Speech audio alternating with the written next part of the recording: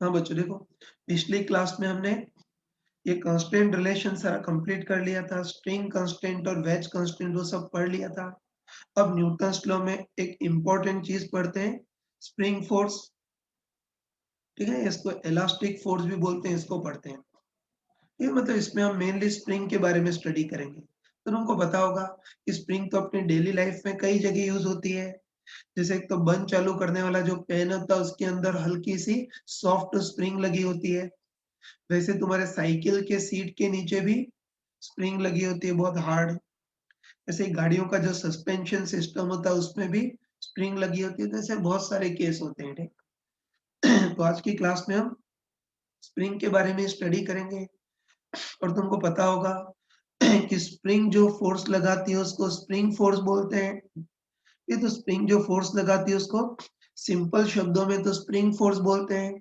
बाकी इसी कोई टेक्निकल शब्दों में या इंजीनियरिंग शब्दों में इसको इलास्टिक फोर्स बोलते हैं। ठीक है, तो वही हम स्प्रिंग फोर्स या इलास्टिक फोर्स को स्टडी करते हैं। ठीक तो उसको समझने के लिए एक नॉर्मल सा केस दे रहा हूँ।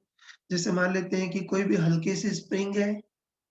ये हम इस पूरे चैप्टर में मानेंगे कि स्प्रिंग बहुत हल्की है, मतलब ऑलमोस्ट मासलेस है। ठीक है, तो चलो इस बार मान लेते हैं कोई स्प्रिंग है। अपने समझने के लिए मान लेते हैं कि एम मास का ब्लॉक भी जोड़ दिया। ठीक है, अब चलो पहले केस में मान लेते हैं कि, है ना, पहले केस में मान लेते हैं कि अभी स्प्रिंग थोड़ी सी भी खींची हुई भी नहीं है और थोड़ी सी भी दबी हुई भी नहीं है, स्प्रिंग अपनी रिलैक्स स्टेट में है। ये तो पहले केस में ही मानते हैं कि अभी स्प्रिंग थोड़ी सी भी खींची हुई भी नहीं और दबी हुई भी नहीं है, बिल्कुल रिलैक्स स्टेट में है। और ध्यान रखना कि स्प्रिंग जब रिलैक्स स्टेट में होती है तब उसकी जो लेंथ होगी उसको हम क्या बोलते हैं, स्प्रिंग की नेचुरल लेंथ बोलते हैं। ये तो आगे बताऊंगा, नहीं ध्यान रखना कि जब स्प्रिंग थोड़ी सी भी खींची हुई है, दबी हुई नहीं हो, अपने रिलैक्स स्टेट में हो, तो स्प्रिंग की जो लेंथ होती है उसको स्प्रिंग की नेचुरल लेंथ बोलते हैं, या शॉर्ट फॉर्म में एनएल ऐसे रिप्रेजेंट करते हैं। तो लिख देता हूँ कि अभी स्प्रिंग थोड़ी सी भी खींची हुई है, दबी हुई नहीं है, बिल्कुल रिलैक्स स्टेट में है, तब स्प्रिंग की जो लेंथ होती है उसको स्प्रिंग की नेचुरल लेंथ बोलते हैं। इसको नॉर्मली एल नॉट से रिप्रेजेंट करते हैं। और हम फीलिंग से बोल सकते हैं कि स्प्रिंग थोड़ी सी भी खींची हुई है, दबी हुई नहीं हो, स्प्रिंग बिल्कुल अपनी रिलैक्स स्टेट में हो, तब तो स्प्रिंग कोई फोर्स नहीं लगाएगी। या तो लॉजिकली बोल सकते हैं कि स्प्रिंग खींची हुई दबी हुई नहीं हो, बिल्कुल रिलैक्स स्टेट में हो, तब तो स्प्रिंग कोई फोर्स नहीं लगाएगी, मतलब तब तो स्प्रिंग फोर्स बिल्कुल जीरो होगा। लेकिन चलो अब ऐसा करते हैं कि स्प्रिंग को नेचुरल लेंथ से x जितना खींच देते हैं, है ना। तो चलो मान लेते हैं कि उस स्प्रिंग को अपने रिलैक्स स्टेट से x जितना खींच देते हैं। ये तुम कॉमन सेंस से बोल सकते हो कि स्प्रिंग को नेचुरल लेंथ से अगर x जितना खींच दें तो स्प्रिंग खिंच जाएगी, मतलब स्ट्रेच हो जाएगी, तो अब स्प्रिंग इस ब्लॉक पर खींचने वाला फोर्स लगाएगी। है तो दूसरी चीज ये बोल सकते हैं कि स्प्रिंग को नेचुरल लेंथ से अगर x जितना खींच दें तो स्प्रिंग खिंच जाएगी, मतलब स्ट्रेच हो जाएगी, तो अब स्प्रिंग इस ब्लॉक पर खींचने वाला फोर्स लगाएगी, जिसको स्प्रिंग फोर्स बोल सकते हैं। ठीक है, अब चलो अगले केस पे हम मान लेते हैं कि उस स्प्रिंग को नेचुरल लेंथ से x जितना दबा दिया है। तो ये भी तुम फीलिंग से सोच सकते हो कि स्प्रिंग को नेचुरल लेंथ से x जितना दबा दें तो स्प्रिंग बुरी तरह से दब जाएगी, मतलब कंप्रेस हो जाएगी। तो बताओ अब स्प्रिंग इस ब्लॉक पर धक्का देने वाला फोर्स लगाएगी। ठीक है, बस हमने हमने अभी स्प्रिंग फोर्स की डायरेक्शन तो देख ली और हमको बिल्कुल पक्का पता चल गया कि स्प्रिंग जब अपने रिलैक्स स्टेट पे हो या नेचुरल लेंथ पे हो तब तो स्प्रिंग कोई फोर्स नहीं लगाती। फिर पता चल गया कि स्प्रिंग को नेचुरल लेंथ से x जितना खींच दे तो स्प्रिंग ऐसा खींचने वाला फोर्स लगाएगी, और स्प्रिंग को नेचुरल लेंथ से x जितना दबा दे तो स्प्रिंग दब जाएगी, मतलब स्प्रिंग ब्लॉक पर धक्का देने वाला फोर्स लगाएगी। तो बस स्प्रिंग फोर्स की डायरेक्शन तो हमने देख ली। अब हमको देखना है कि स्प्रिंग फोर्स का मैग्नीट्यूड या स्प्रिंग फोर्स की वैल्यू कितनी होगी। तो उसके लिए हम देखते हैं कि स्प्रिंग फोर्स किन किन चीजों पे डिपेंड करेगी वो देखते हैं। ठीक है, तो हम कॉमन सेंस से बोल सकते हैं कि बताओ स्प्रिंग फोर्स किस पर डिपेंड करेगा, ये स्ट्रेचिंग या कंप्रेशन पे ही डिपेंड करेगा। है ना, हम कॉमन सेंस सोच सकते हैं कि स्प्रिंग फोर्स किस पे डिपेंड करेगा, स्ट्रेचिंग या कंप्रेशन पे डिपेंड करेगा।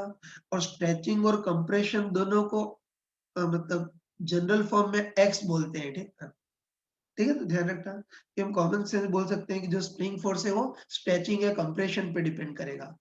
है ना? मतलब कॉमन सेंस बोल सकते हैं कि बताओ स्प्रिंग को अगर ज़्यादा खींचेंगे तो स्प्रिंग फोर्स ज़्यादा लगेगा, ऐसे स्प्रिंग को कम खींचेंगे तो स्प्रिंग फोर्स कम लगेगा और अगर स्प्रिंग को खींचेंगे ही नहीं तो स्प्रिंग फोर्स लगेगा ही नहीं। तो इससे हम कन्फर्म बोल सकते हैं कि जो स्प्रिंग फोर्स है वो स्ट्रेचिंग या कंप्रेशन पे डिपेंड करता है जिसको एक्स बोलते हैं।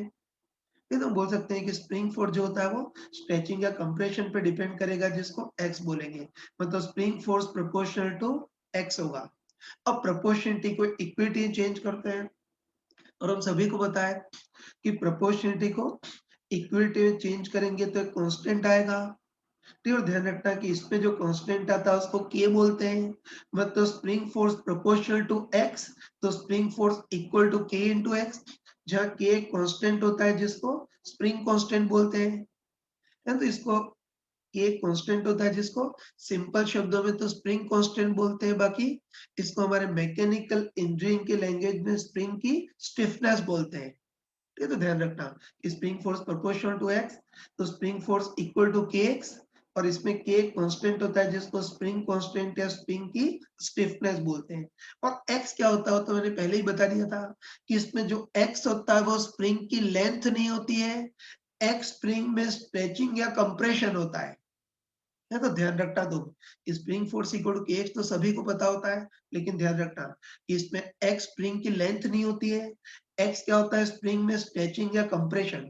जैसे बताओ स्प्रिंग की नेचुरल लेंथ 100 है और अभी खींच करके इसकी लेंथ 103 कर दी, तो बताओ एक्स क्या होगा स्प्रिंग में स्ट्रेचिंग मतलब 3 होगा, ठीक है ना? और ऐसे ही बताओ कि स्प्रिंग की नेचुरल लेंथ 100 है और अभी दबा करके इसकी लेंथ 96 कर दी है, तो बताओ अब एक्स क्या होगा स्प्रिंग में कंप्रेशन और उसका मैग्नीट्यूड कितना होगा 4। उनको मैग्नीट्यूड से ही मतलब है, ठीक है? क्योंकि डायरेक्शन तो अलग से देख चुके हैं, ठीक है? बस ध्यान रखना तुम कि spring force F equal to के एक्स होता है जिसमें के तो स्प्रिंग कांस्टेंट और एक्स जो होता है वो स्प्रिंग की लेंथ नहीं होती है, स्प्रिंग में स्ट्रेचिंग या कंप्रेशन होता है। हिंदी में बोले तो स्प्रिंग में खींचा हुआ दबाव होता है, ठीक है? ये देख लिया। अब थोड़ा सा और आगे बढ़ रहा हूँ।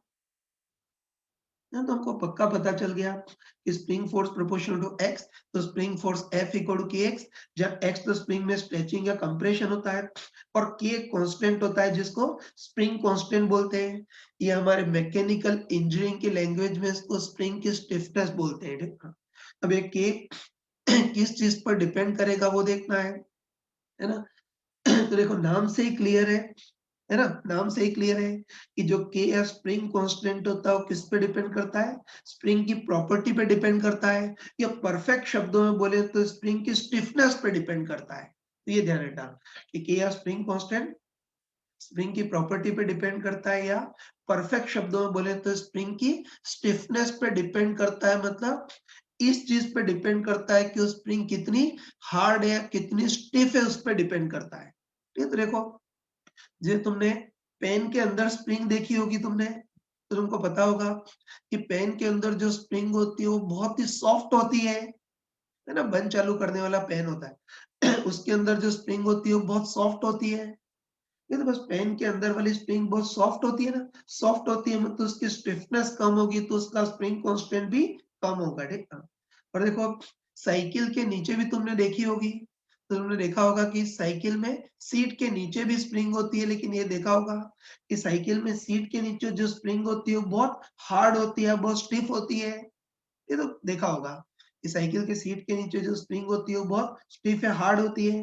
मतलब स्प्रिंग की स्टिफनेस ज्यादा है तो स्प्रिंग कांस्टेंट भी ज्यादा होगा।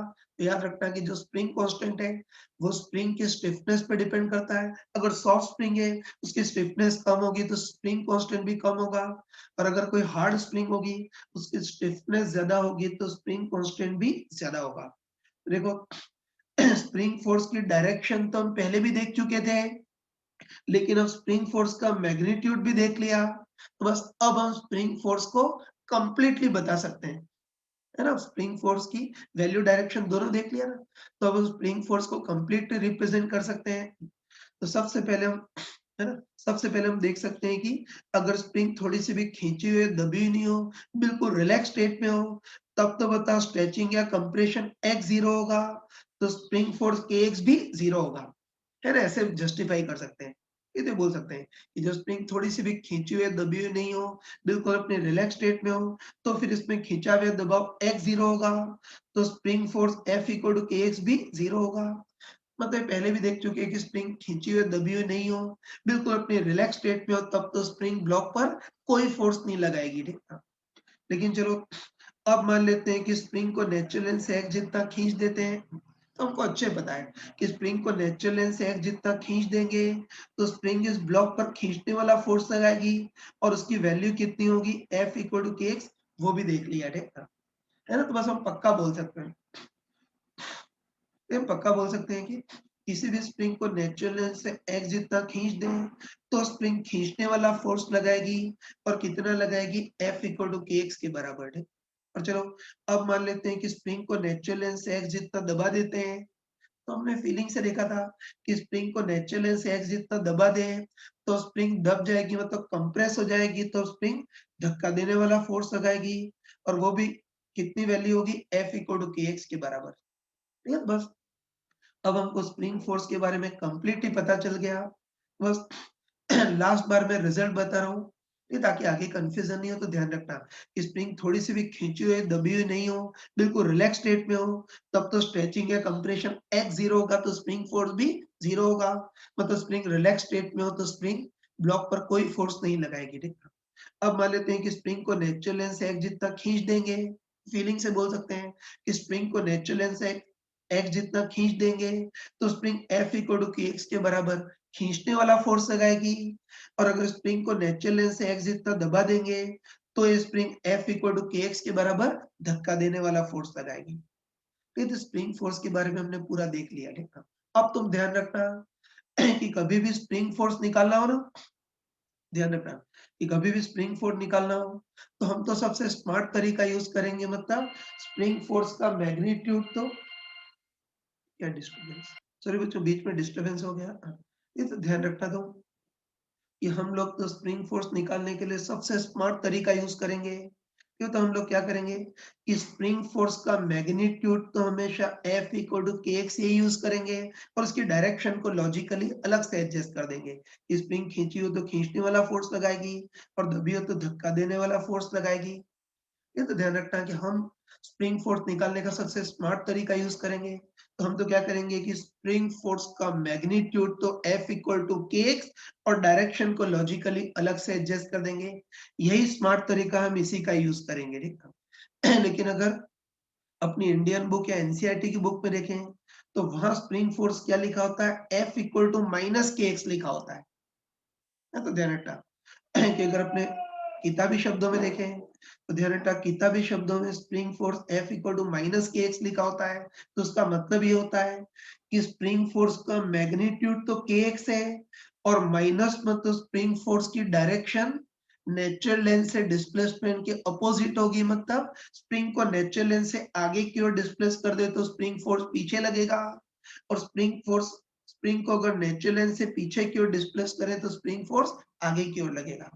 ये तो मैं फिर से बोल रहा हूँ, ध्यान रखना कि हम लोग तो F इक्वल टू के एक्स उसी का यूज करते हैं, लेकिन बुक में देखोगे तो spring force F equal to minus K X लिखा होता है। तो इसका मतलब समझ गए ना?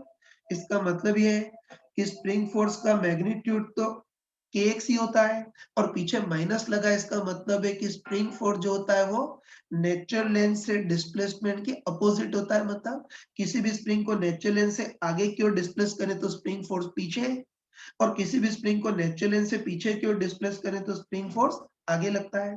ये तो माइनस जो बताता है कि स्प्रिंग फोर्स नेचुरल लेंथ से डिस्प्लेसमेंट के अपोजिट है। यानी वेक्टर में ऐसे लिख सकते हैं कि spring force vector equal to minus into K X vector, मतलब स्प्रिंग फोर्स एक्स वेक्टर के अपोजिट होता है, ठीक है?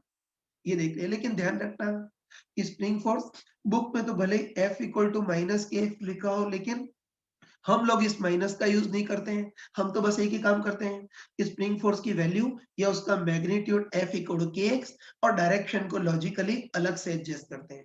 हम लोग इस माइनस का यूज नहीं करते हैं, लेकिन बुक में माइनस लिखा होता है, ठीक है? सही है ना? तो ये थोड़ा ध्यान रख लेना। अब एक छोटी चीज पूछ रहा हूँ कि अगर कभी भी इन दोनों में कॉम्पिटिशन हुआ, तो जैसे ए ऑप्शन में दे रखा है कि spring force equal to kx, अपने इंडिया में बेवकूफ भरे क्वेश्चन की कमी नहीं है। ठीक है? कभी इन दोनों में कंपटीशन हुआ, जैसे ए ऑप्शन में spring force F equal to kx है और बी ऑप्शन में spring force F equal to minus kx दे रखा हो, इन दोनों में कंपटीशन हो तो हम बी ऑप्शन को सिलेक्ट करेंगे। ये फिर बहाना ये बनाएंगे, ये बहाना ये बनाएंगे कि जो ए ऑप्शन है वो तो स्प्रिंग फोर्स की केवल मैग्नीट्यूड को बता रहा है, लेकिन जो बी ऑप्शन है वो स्प्रिंग फोर्स के मैग्नीट्यूड और डायरेक्शन दोनों को बता रहा है, इसलिए बी को सिलेक्ट करेंगे। लेकिन अगर बी ऑप्शन हो ही नहीं, अगर बी ऑप्शन हो ही नहीं तो फिर ए को सिलेक्ट कर देंगे। फिर मूर्खों टाइप से बहाना ही बनाएंगे कि डायरेक्शन तो अंडरस्टूड है, उसमें क्या बताना पड़े। तो ये थोड़ा ध्यान रखना, हम इम्परफेक्ट वर्ड में रह रहे हैं, तो परफेक्शन की एक्सपेक्टेशन मत करना। मूर्खता भरे क्वेश्चन हो तो उससे भी निपटना आना चाहिए। वो क्वेश्चन पूछने वाली ठीक, क्वेश्चन पूछने वाले की भावना क्या है वो भी ध्यान रखना, ठीक है। चलो मैं आगे बढ़ रहा हूँ। ठीक है, जो भी मैंने बताया उसको मैंने प्रॉपर शब्दों में लिख दिया है, तो इसको वीडियो को पॉज़ करके इसको प्रॉपर नोट कर देना, ठीक। ये तो स्प्रिंग फोर्स का कांसेप्ट हमने पढ़ लिया। ध्यान देना कि फालतू F equal to minus K X और इतनी कॉम्प्लिकेट चीजें यूज नहीं करेंगे। हम तो बस एक ही काम करेंगे कि स्प्रिंग नेचुरल लेंथ पे हो तो कोई फोर्स नहीं लगाएगी। स्प्रिंग नेचुरल लेंथ से H जितनी खींची हुई हो तो spring F equal to kx के बराबर खींचने वाला फोर्स लगाएगी, और स्प्रिंग नेचुरल लेंथ से H जितनी दबी हुई हो तो ये spring F equal to kx के बराबर धक्का देने वाला फोर्स लगाएगी। That's all. हम फालतू की चीजों में नहीं उलझेंगे, ठीक। चलो अब इसके कुछ क्वेश्चन कर लेते हैं। पहले कुछ बहुत ही कॉमन क्वेश्चन ले रहा हूँ ताकि स्प्रिंग फोर्स को निकालने की स्किल तुमको पता चले। ध्यान से लिखना। ये चिल्लर टाइप के क्वेश्चन है इसलिए लिख नहीं रहा हूँ। तुम ऐसे ही समझ जाना, ठीक है। तो पहले क्वेश्चन बोल लेता हूँ। तो देखो इस बार हमको दे रखा है कि कोई बहुत हल्की स्प्रिंग है ना, कोई बहुत हल्की स्प्रिंग है, मतलब ऑलमोस्ट मासलेस स्प्रिंग है। इसका स्प्रिंग कांस्टेंट हमको के दे रखा है, और चलो स्प्रिंग के इस सिरे से एम मास का कोई भारी ब्लॉक लटका दिया। हम सभी को पता है कि ब्लॉक के वेट के कारण स्प्रिंग थोड़ी बहुत खींच जाएगी ना। फिर हमको पूछा है कि इक्विलिब्रियम में, हमको पूछा है कि जो ब्लॉक इक्विलिब्रियम में आ जाएगा, मतलब परमानेंटली रुक जाएगा, तब इस स्प्रिंग में खिंचाव कितना होगा वो देखना है। सॉरी बच्चों, बीच में थोड़ा डिस्टर्बेंस था, ठीक है। क्वेश्चन को बोल रहा हूँ। देखो हल्की स्प्रिंग है, इससे एम मास का ब्लॉक लटका दिया है। काफ़ी लंबे टाइम के बाद ब्लॉक परमानेंट रुक जाएगा, मतलब इक्विलिब्रियम में आ जाएगा। तो हमको देख सबसे पहले पूछा है कि इक्विलिब्रियम में स्प्रिंग में खिंचाव या स्ट्रेचिंग कितनी होगी वो देखना। स्टार्ट करते हैं। ये तो स्प्रिंग से ब्लॉक लटका दिया है। हम ये तो इस ब्लॉक के वेट के कारण स्प्रिंग थोड़ी बहुत खींच जाएगी ना। तो हमको देखना है कि जब ब्लॉक परमानेंट रुक जाएगा, इक्विलिब्रियम में आ जाएगा, तब स्प्रिंग में स्ट्रेचिंग कितनी होगी वो देखना है। तो चलो मान लेते हैं कि इक्विलिब्रियम स्टेट में स्प्रिंग में स्ट्रेचिंग x ऐसा मान लेते हैं। अब चलो तुम देखते ही बताओ कि ब्लॉक बिल्कुल परमानेंट रुक गया है, मतलब इक्विलिब्रियम में आ गया है। तो इक्विलिब्रियम के लिए सिंपली फोर्सेस बैलेंस करेंगे। वो गधों टाइप से लिखने की तो जरूरत नहीं है ना कि ब्लॉक परमानेंट रुक गया, इक्विलिब्रियम में आ गया है, तो इसका एक्सेलरेशन 0 होगा। एक्सेलरेशन 0 होगा तो न्यूटन सेकंड लॉ के अकॉर्डिंग रिजल्टेंट फोर्स भी 0 होना चाहिए, और रिजल्टेंट फोर्स 0 होने के लिए हम सिंपली फोर्सेस को बैलेंस करेंगे। सिंपली फोर्सेस को बैलेंस करेंगे। लेकिन ये बेवकूफ भरी चीजें कब तक बोलूं, अब नहीं बोलूंगा। ध्यान रखना कि बस हमको दे रखा है कि ब्लॉक परमानेंट रुक गया, मतलब इक्विलिब्रियम में आ गया है, तो इक्विलिब्रियम के लिए सिंपली इससे फोर्सेस को बैलेंस करेंगे। तो चलो वही ब्लॉक पर कौन कौन से फोर्स लग रहे हैं वो देखते हैं। तो तुम बताओ कि ब्लॉक पे एक तो इसका वेट या ग्रेविटेशन फोर्स mg लगेगा, और बताओ और कौन सा स्प्रिंग फोर्स। तुम देखते ही बताओ कि जो स्प्रिंग है वो नेचुरल लेंथ से x जितनी खींच गई है ना। स्प्रिंग नेचुरल लेंथ से x जितनी खींची हुई है, तो होता स्प्रिंग खींचने वाला फोर्स लगाएगी, और कितना लगाएगी, F इक्वल टू kx के बराबर। बस तुम बताओ कि ब्लॉक इक्विलिब्रियम में आकर के रुक गया है। बस इक्विलिब्रियम के लिए हम सिंपली फोर्सेस बैलेंस कर सकते हैं। लिख देता हूँ फॉर इक्विलिब्रियम, इक्विलिब्रियम के लिए सिंपली ऊपर नीचे वाले फोर्सेस को बैलेंस कर सकते हैं। तो बताओ ऊपर की ओर कितना लग रहा है kx, और नीचे की ओर mg। तो इससे x equal to mg by k। तो इक्विलिब्रियम में स्प्रिंग में स्ट्रेचिंग इतनी हो गई, है ना। या टेंशन कितनी हो जाए, इक्विलिब्रियम में कोई स्प्रिंग में टेंशन पूछे तो कितनी होगी, इक्विलिब्रियम में स्प्रिंग में tension Ax equal to mg होगी, ये बोल सकते हैं, और स्ट्रेचिंग होगी mg बाई k। अब देखो अभी तो हमने इसको गधोटाई से डिटेल में किया ना, लेकिन कोई स्मार्ट पर्सन हो तो उसको डायरेक्ट कर सकता था, है ना। इक्विलिब्रियम में स्प्रिंग में टेंशन पूछे डायरेक्ट कर सकता था। तुम खुद बताओ, है ना, तुम खुद बताओ। कि इस बार स्प्रिंग से m मास का भार लटका हुआ है और रुका हुआ है, तो बताओ स्प्रिंग में टेंशन कितनी होगी, mg, है ना? हम डायरेक्ट बोल सकते हैं कि अभी स्प्रिंग से m मास का भार लटका हुआ है और रुका हुआ है, तो बताओ इसका वेट है ग्रेविटेशन फोर्स mg है, तो स्प्रिंग में टेंशन भी कितनी जनरेट होगी, mg। ऐसे डायरेक्ट कर सकते हैं।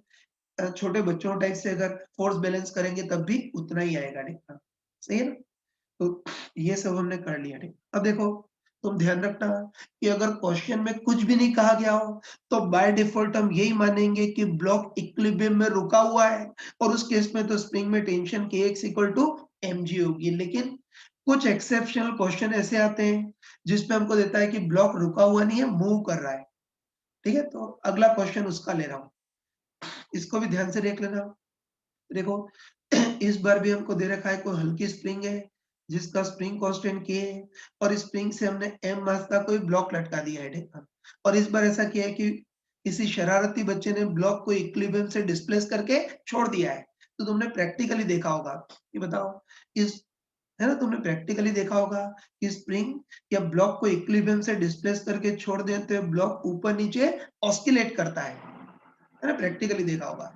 इसको इक्विलिब्रियम से डिस्प्लेस करके छोड़ दें तो ये ब्लॉक ऊपर नीचे ऑस्किलेशन करता है, जिसको आगे सिंपल हार्मोनिक मोशन बोलेंगे। ये तो हमको दे रखा है कि ब्लॉक ऊपर नीचे ऑस्किलेट कर रहा है, और हमको दे रखा है कि किसी इंस्टेंट पर स्प्रिंग में स्ट्रेचिंग x है और ब्लॉक का ऊपर की ओर एक्सेलरेशन a है। तो बस हमको देखना है कि इस इंस्टेंट पर स्प्रिंग में खिंचाव कितना होगा वो देखना है। बीच में डिस्टर्ब, ठीक है? तो ध्यान रखना, इस बार ब्लॉक को थोड़ा खींच के छोड़ दिया तो ऊपर नीचे ऑस्किलेट कर रहा है, और किसी इंस्टेंट पे ब्लॉक का एक्सेलरेशन a ऊपर की ओर है, तो उस इंस्टेंट पे स्प्रिंग में खिंचाव कितना होगा वो देखना है हमको, ठीक है? बस इस बार भी वही फ्री बॉडी डायग्राम बनाएंगे ना, बस इस बार भी ब्लॉक पर कौन कौन से फोर्स लगेंगे वो देखते हैं। बस इस ब्लॉक पर एक तो ग्रेविटेशन फोर्स mg लगेगा, और अभी स्प्रिंग नेचुरल लेंथ से x जितनी खींची हुई है, तो स्प्रिंग खींचने वाला फोर्स लगाएगी F इक्वल टू kx के बराबर। अब ध्यान रखना कि पिछले क्वेश्चन में तो हमको दे रखा था कि ब्लॉक इक्विलिब्रियम पे आकर के रुक गया है, इससे फोर्स बैलेंस किए थे, लेकिन इस क्वेश्चन में ब्लॉक इक्विलिब्रियम में नहीं है ना? इस क्वेश्चन में ब्लॉक इक्विलिब्रियम में नहीं है, उसकी जगह ब्लॉक एक्सेलरेट कर रहा है, इसलिए इस बार फोर्स बैलेंस नहीं करेंगे, उसकी जगह न्यूटन्स लॉ लगाएंगे। इस इंस्टेंट पे इसका एक्सेलरेशन ऊपर की ओर है, तो रिजल्टेंट ऊपर की ओर force equal to mass into acceleration. तो बताओ रिजल्टेंट ऊपर की ओर फोर्स कितना होगा, kx minus mg equal to इसका mass m into acceleration a। तो इससे x निकाल सकते हो, ये mg को इधर ट्रांसफर करेंगे तो kx equal to m into g plus a, k को भी उधर ट्रांसफर करेंगे तो इससे x कितना हो गया, m इंटू जी प्लस ए बाय ए, ठीक है? तो ये हमने देख लिया, ठीक है? तो जो तुमको कंफ्यूजन नहीं हो उसके लिए क्वेश्चन भी मैंने प्रॉपर शब्दों में लिख दिया है, तो ये हमने कर लिया, ठीक है? अब ध्यान रखना कि अभी तक तो हमने दोनों टाइप के क्वेश्चन किए। ये हमको बताया कि पहले केस में इक्विलिब्रियम था, इसने फोर्स बैलेंस किए थे, और दूसरे एग्जांपल में ब्लॉक एक्सेलरेट कर रहा था, इसने फोर्स बैलेंस करने की जगह Newton's law, Newton second law लगाया था, ठीक? लेकिन अब आगे ध्यान रखना, है ना, कि अब आगे हम जो क्वेश्चन करेंगे उसमें कुछ भी नहीं दिया होगा, और अगर क्वेश्चन में कुछ भी नहीं दे रखा हो तो बाय डिफॉल्ट यही मानेंगे कि ब्लॉक इक्विलिब्रियम में है, इक्विलिब्रियम के लिए फोर्स बैलेंस कर सकते हैं, या फिर अनपढ़ों के टाइप से डायरेक्ट बोल सकते हैं कि स्प्रिंग से m मास का भार लटका हुआ है और रुका हुआ है, इस स्प्रिंग में tension kx equal to mg होगा। ऐसे आगे डायरेक्ट हम कर सकते हैं। हाँ बच्चों, देखो, स्प्रिंग के हमने सारे बेसिक कंसेप्ट तो पढ़ लिए, अब स्प्रिंग के कुछ बहुत इंपॉर्टेंट क्वेश्चन करते हैं, ठीक है? जिसमें हमको दिया होता है कि किसी धागे को काट दिया जाता है, तो हमको पूछता है कि धागे के काटने के जस्ट बाद हर एक ब्लॉक का एक्सेलरेशन कितना होगा, ये पूछता है, ठीक है? पहले उसका एक कंसेप्ट पढ़ लेते हैं, नहीं पहले इसका कंसेप्ट देख लेते हैं, उसके बाद क्वेश्चन इजीली हो जाएंगे, ठीक है? इसमें कई बार धागे के काटने के बेस क्वेश्चन आते हैं, ठीक? जैसे यही क्वेश्चन ले रहा हूँ, ये मान लेते हैं कि M1 M2 के ब्लॉक हैं, सॉफ्ट स्प्रिंग से जुड़े हुए हैं, और चलो इस वाले ब्लॉक को हमने धागे से लटका दिया है, ठीक?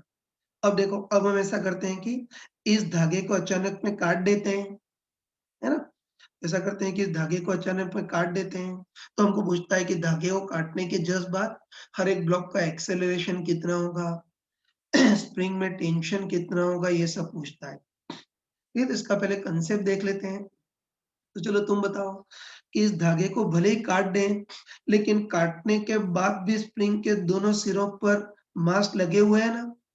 हम देख सकते हैं कि धागे को भले ही काट दिया है, लेकिन धागे को काटने के बाद भी अभी स्प्रिंग के दोनों सिरों पर मास लगे हुए मतलब सलामत हैं। बताओ, स्प्रिंग के इस सिरे से M1 मास का ब्लॉक लगा हुआ है और स्प्रिंग के निचले सिरे से M2 मास का ब्लॉक लगा हुआ है। मतलब भले धागे को काट दिया है, लेकिन अभी भी स्प्रिंग के दोनों सिरों पर मास या ब्लॉक लगे हुए हैं। ठीक है, ये तो हम कॉमन सेंस से बोल सकते हैं कि बताओ, स्प्रिंग के दोनों सिरों से ब्लॉक या मास लगे हुए हों, तो बताओ इस मास में भी इनर्शिया मतलब आलसीपन की प्रॉपर्टी होगी, है ना? बोल सकते हैं कि भले धागे को भले ही काट दिया हो, लेकिन अभी भी स्प्रिंग के दोनों ओर मास लगे हुए हैं ना?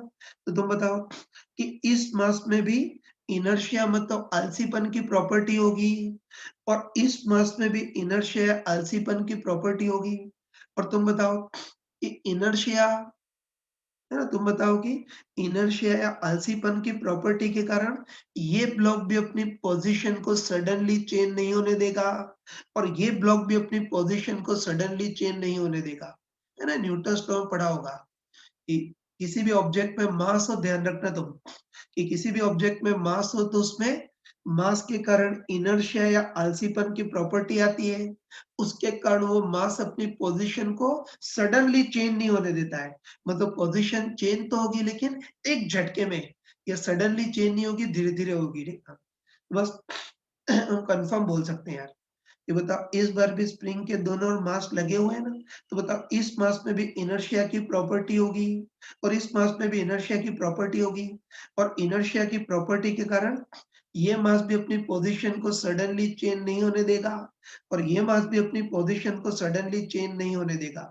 बताओ, इसकी पोजीशन भी सडनली चेंज नहीं करेगी और इसकी पोजीशन भी सडनली चेंज नहीं करेगी, तो इन दोनों के बीच डिस्टेंस भी सडनली चेंज नहीं होगी।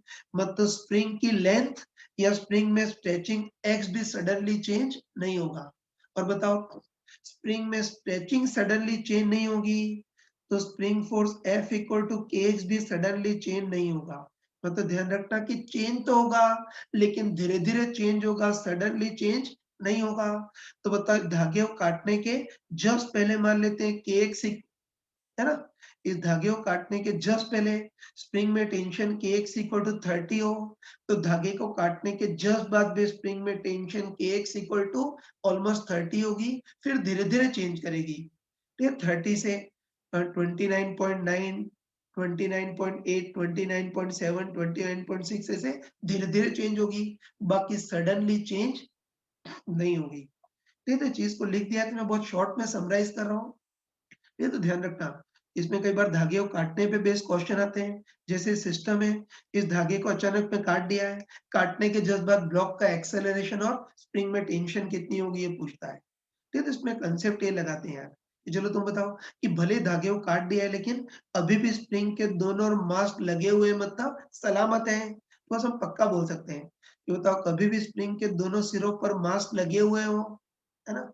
कि कभी स्प्रिंग के दोनों सिरों पर मास जुड़े हुए हों, तो इन दोनों मास में इनर्शिया की प्रॉपर्टी होगी, मतलब आलसीपन की प्रॉपर्टी होगी और इनर्शिया के कारण ये ब्लॉक भी अपनी पोजीशन को सडनली चेंज नहीं होने देगा और ये ब्लॉक भी अपनी पोजीशन को सडनली चेंज नहीं होने देगा। तो बस इनर्शिया के कारण इस ब्लॉक की पोजीशन भी सडनली चेंज नहीं करेगी और इसकी भी पोजीशन सडनली चेंज नहीं करेगी। तो दोनों ब्लॉक के बीच डिस्टेंस भी सडनली चेंज नहीं करेगी, मतलब स्प्रिंग की लेंथ सडनली चेंज नहीं करेगी। तो स्प्रिंग में खिंचाव x भी सडनली चेंज नहीं करेगा, तो spring force F equal to kx भी सडनली चेंज नहीं करेगा। मतलब चेंज तो करेगा लेकिन एक झटके में चेंज नहीं करेगा।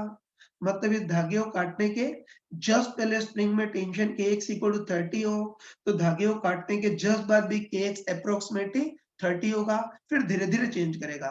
30 से 29.9, 29.8 धीरे-धीरे चेंज करेगा, सडनली चेंज नहीं करेगा। बस इस रिजल्ट को ध्यान रखना। ये मैंने प्रॉपर शब्दों में लिख भी दिया है तो ध्यान रखना। अब इतना एक्सप्लेन नहीं करूँगा, अब याद रखना कि कभी स्प्रिंग के दोनों ओर मास सलामत हो, तो इनर्शिया के कारण इनकी पोजीशन सडनली चेंज नहीं होगी, तो स्प्रिंग में खिंचाव या स्प्रिंग फोर्स भी सडनली चेंज नहीं करेगा। तो कोई भी प्रोसेस करने के जस्ट पहले अगर spring force kx equal to 30 हो, तो उस प्रोसेस करने के जस्ट बाद भी kx अप्रोक्सीमेटली 30 होगा, धीरे-धीरे चेंज होगा, एक झटके में सडनली चेंज नहीं होगा। अब एक और इम्पोर्टेंट चीज़ बता रहा हूँ, है ना? एक और इम्पोर्टेंट चीज़ बता रहा हूँ, तो अभी हमने पढ़ लिया कि स्प्रिंग में खिंचाव या स्प्रिंग फोर्स सडनली चेंज नहीं करता है, पढ़ लिया। लेकिन याद रखना, स्प्रिंग में खिंचाव या स्प्रिंग फोर्स सडनली चेंज नहीं करता है, ये पढ़ा ना। लेकिन ध्यान रखना, ये चीज़ तभी वैलिड है जो स्प्रिंग के दोनों सिरों पर मास जुड़े हुए हों, मतलब दोनों सिरों पर मास सलामत हों, तभी ये चीज़ वैलिड है। बाकी तुम बताओ, ये तुम बताओ, किसी शरारती बच्चे ने ये स्प्रिंग के निचले सिरे को ही काट दिया है ना? मान लेते हैं कि किसी शरारती बच्चे ने स्प्रिंग के निचले सिरे को ही काट दिया हो, तो तुम बताओ कि अब स्प्रिंग के ऊपरी सिरे पर तो मास है ना? बताओ, स्प्रिंग के ऊपरी सिरे पर तो मास है, मतलब इसमें तो इनर्शिया की प्रॉपर्टी होगी, तो उसके कारण ये सिरा तो अपनी पोजीशन सडनली चेंज नहीं कर पाएगा। लेकिन बताओ, अब निचले सिरे पर कोई मास नहीं है, निचला सिरा बिल्कुल लावारिस हो गया है ना? मतलब स्प्रिंग के निचले सिरे से कोई भी मास जुड़ा हुआ नहीं है, इसलिए इस निचले सिरे में इनर्शिया की प्रॉपर्टी नहीं होगी। तो बताओ, अब इसका स्ट्रेचिंग सडनली चेंज हो जाएगा या स्प्रिंग फोर्स भी सडनली चेंज हो जाएगा देखना। बस ये ध्यान रखना। या तो कंपैरेटिवली याद रखना, स्प्रिंग के दोनों मास सलामत हों, तब तो स्ट्रेचिंग या स्प्रिंग फोर्स सडनली चेंज नहीं करता है। लेकिन अगर दोनों सिरों पर मास नहीं हो, कोई एक सिरा बिल्कुल लावारिस हो गया हो, तो अब उस सिरे में इनर्शिया की प्रॉपर्टी नहीं होगी, इससे अब स्प्रिंग फोर्स सडनली चेंज हो जाएगा देखना। तो ये हमने इसका कंसेप्ट पढ़ा था बस। अब उस पे बेस्ड हम क्वेश्चन भी कर सकते हैं। ठीक है? तो देखो, हाँ बच्चों, देखो अभी हमने स्प्रिंग का कंसेप्ट पढ़ लिया। फिर इसी पे बेस कुछ इंपॉर्टेंट क्वेश्चंस करते हैं। ये तो इसका जो पहला क्वेश्चन है वो देख लेना। तो क्वेश्चन की लैंग्वेज मैंने यहाँ प्रॉपर्ली लिख दी है। वीडियो पॉज़ करके नोट कर लेना, मैं जस्ट क्वेश्चन एक्सप्लेन ही कर रहा हूँ। तो इसमें हमको दे रखा है कि कोई हल्की स्प्रिंग है, इससे 3 एम मास का कोई ब्लॉक लटका दिया है। ये स्प्रिंग के साथ धागा लगा दिया है जो स्मूथ पुली से पास हो रहा है। इधर 2 एम मास का ब्लॉक लटकाया है और इस ब्लॉक को धागे की मदद से हमने जमीन से फिक्स कर दिया है।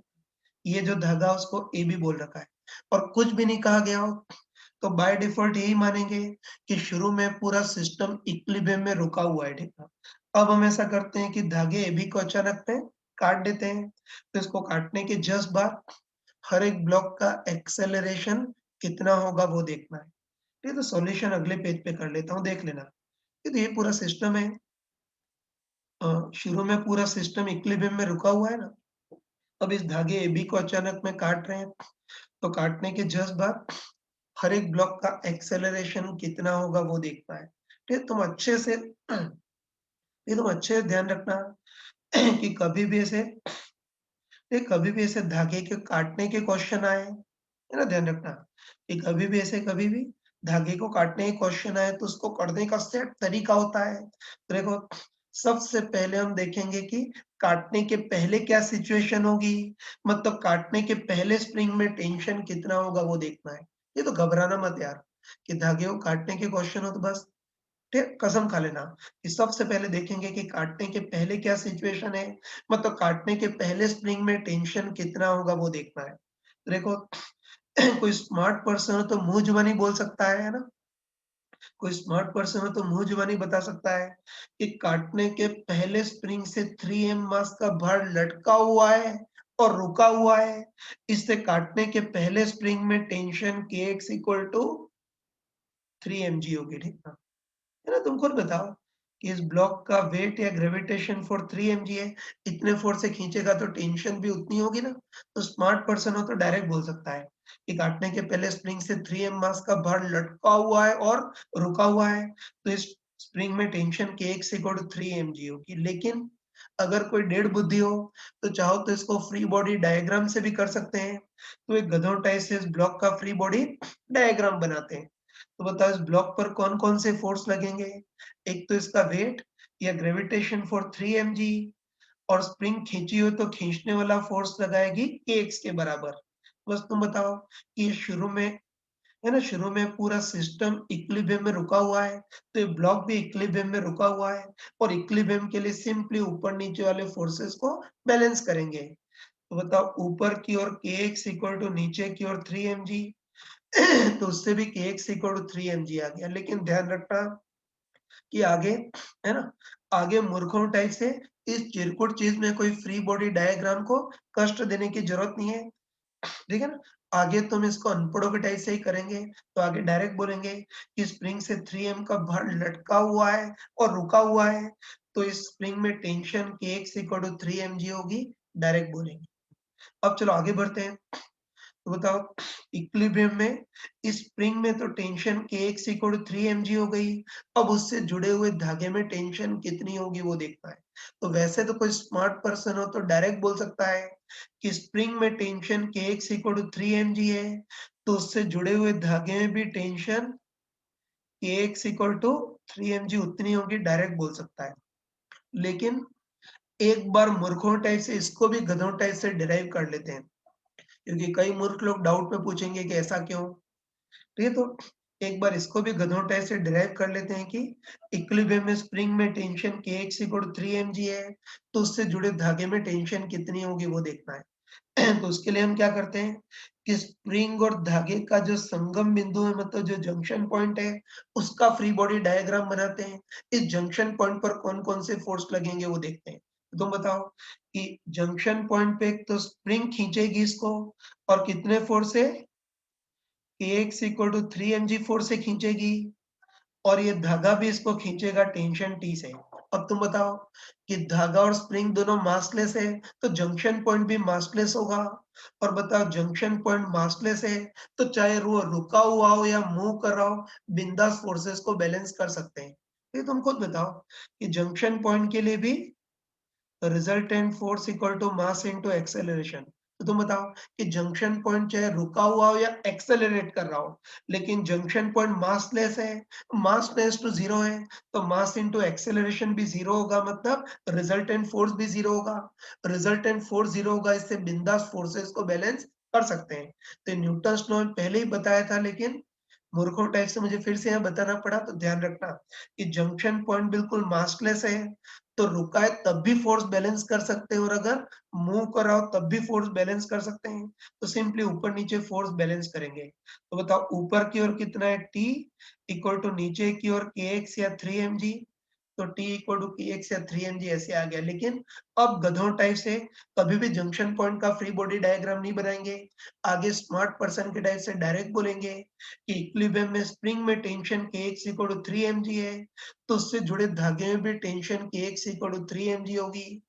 और ये धागा स्मूथ पुली से पास हो रहा है, इसलिए एक रस्सी में सब जगह टेंशन सेम होती है। तो यहाँ tension kx equal to 3 mg है, तो यहाँ भी tension kx equal to 3 mg होगी। और ये ब्लॉक आ गया, इससे इस धागे में टेंशन कुछ और होगी, उससे हमको मतलब भी नहीं है, ठीक है। तो बस काटने के पहले स्प्रिंग और धागे में टेंशन कितनी होगी वो देख लिया, ठीक है।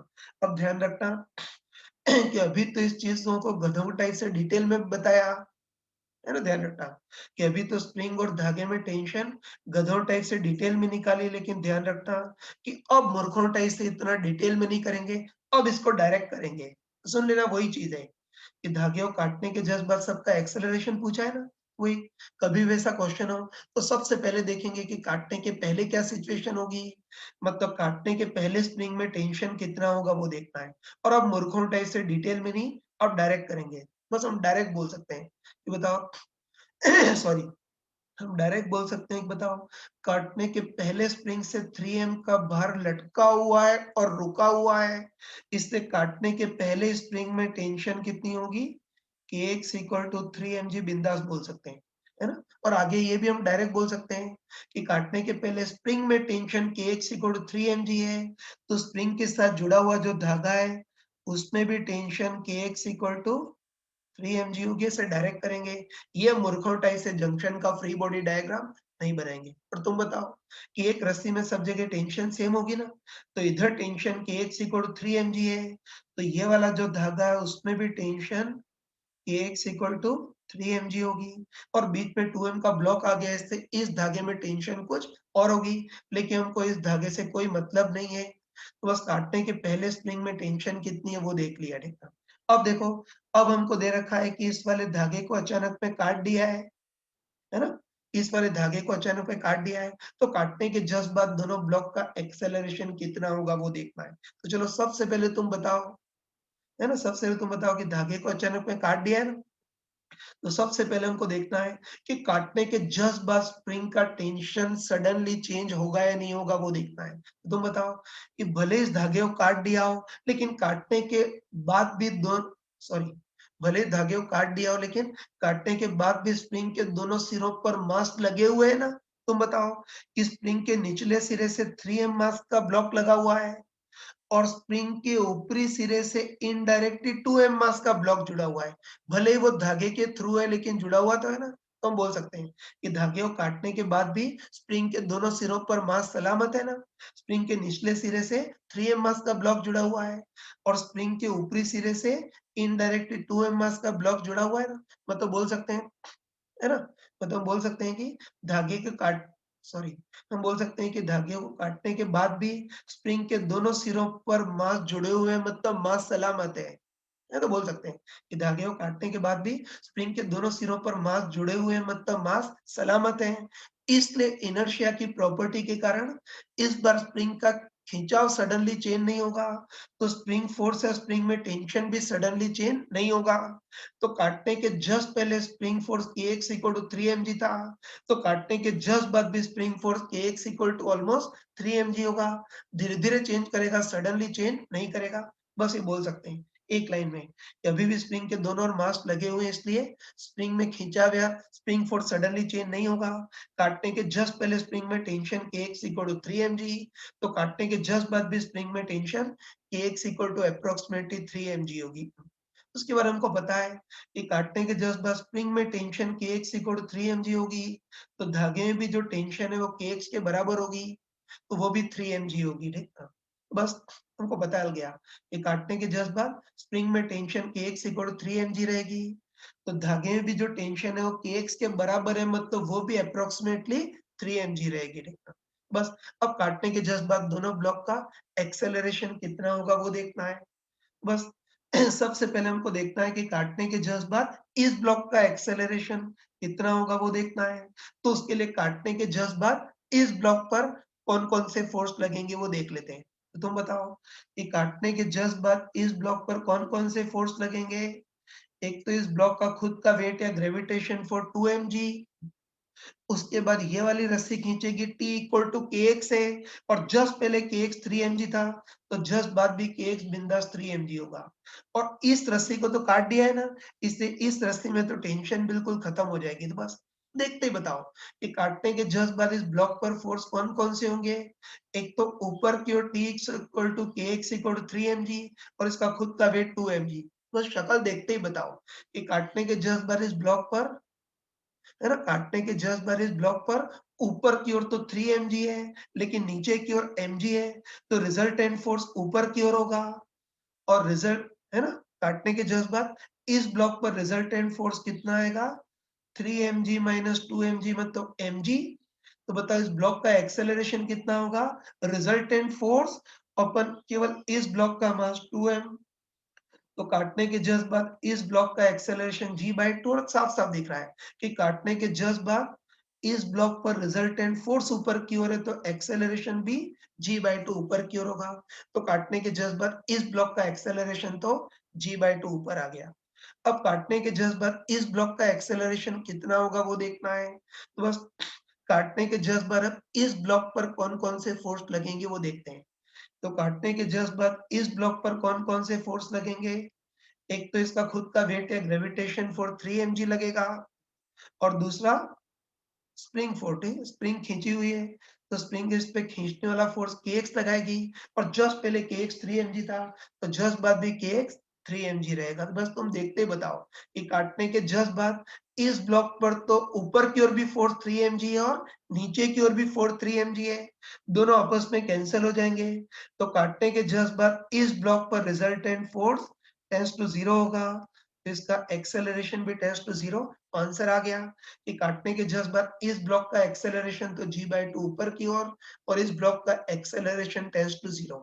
अब कई मूर्ख लोग क्या करते हैं कि काटने के जस्ट बाद इसका एक्सेलरेशन g/2 ऊपर, तो गधों टाइप से इसका g/2 नीचे लिख देते हैं। गलत है यार। तुम बताओ कि अगर दोनों ब्लॉक इनएक्सटेंसिबल धागे से जुड़े होते हैं, है ना? ध्यान रखना, ये दोनों ब्लॉक इनएक्सटेंसिबल धागे से जुड़े होते हैं, तब तो इसका एक्सेलरेशन जितना ऊपर इसका उतना ही नीचे, ऐसा बोल सकते थे। लेकिन बीच में स्प्रिंग है, तो ध्यान रखना बीच में स्प्रिंग है, इसलिए इनका एक्सेलरेशन डिफरेंट हो सकता है। तो काटने के जस्ट बाद इसका तो g/2 ऊपर और इसका टेंड्स टू 0 ये होगा। फिर धीरे-धीरे kx चेंज होगा तो धीरे-धीरे इनका एक्सेलरेशन भी चेंज होगा।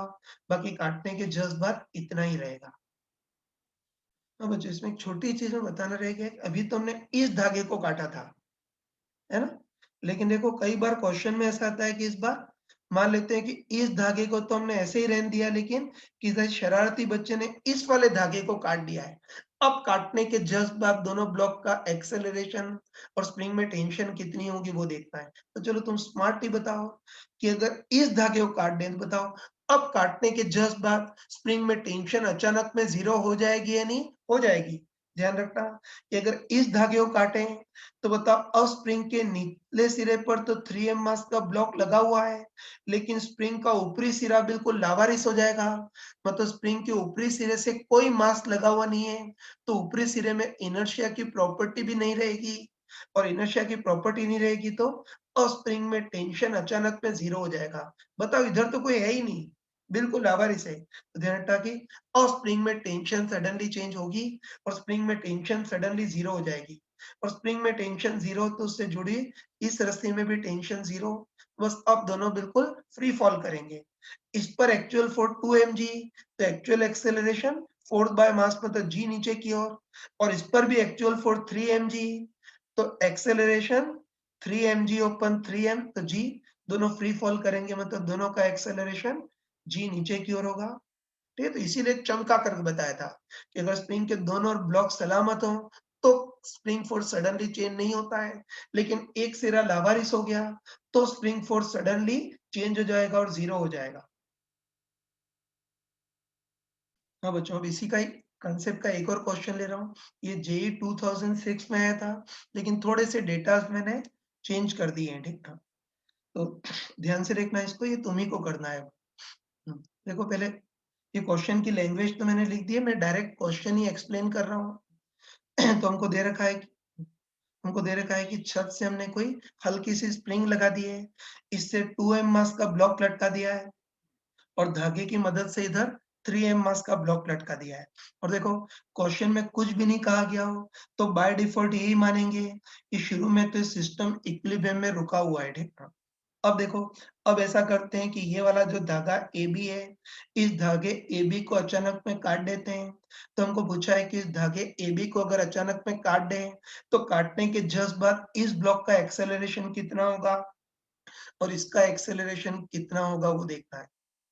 तो 3 मिनट के लिए वीडियो पॉज़ कर देना और खुद ट्राई करना, ठीक? और भूले तो नहीं हो ना?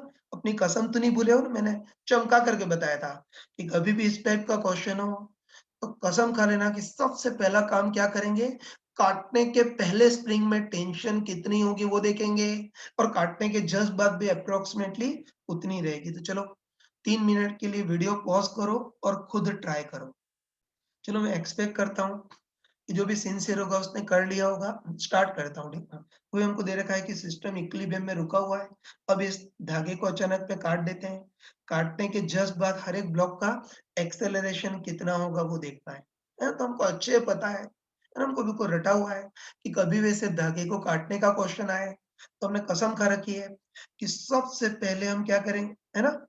कभी धागे को काटने का क्वेश्चन है, बस सबसे पहले हम क्या करेंगे, काटने के पहले सिचुएशन क्या होगी वो देखेंगे, मतलब काटने के पहले स्प्रिंग में टेंशन कितना होगा वो देखेंगे, है ना? तो बस तुम देखते ही बताओ, ठीक है ना?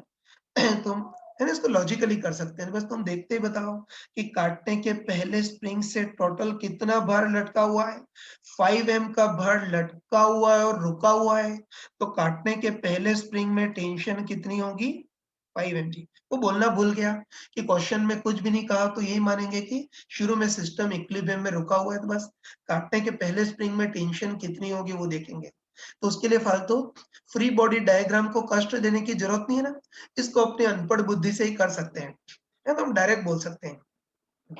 ये तो हम डायरेक्ट बोल सकते हैं कि काटने के पहले स्प्रिंग से टोटल 3m का भर लटका हुआ है और रुका हुआ है, तो काटने के पहले स्प्रिंग में टेंशन कितना होगा?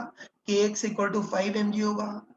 ये तो काटने के पहले स्प्रिंग में tension kx equal to 5 mg होगा। ठीक है, अब देखो, अब हम ऐसा करते हैं कि इस वाले धागे को अचानक में काट देते हैं, है ना? धागे को अचानक में काट देते हैं, तो काटने के जस्ट बाद दोनों ब्लॉक का एक्सेलरेशन कितना होगा वो देखना है। तो चलो, सबसे पहले तुम बताओ कि धागे को काट देंगे, है? तुम बताओ कि धागे को काटने के जस्ट बाद क्या स्प्रिंग फोर्स kx क्या सडनली चेंज करेगा क्या?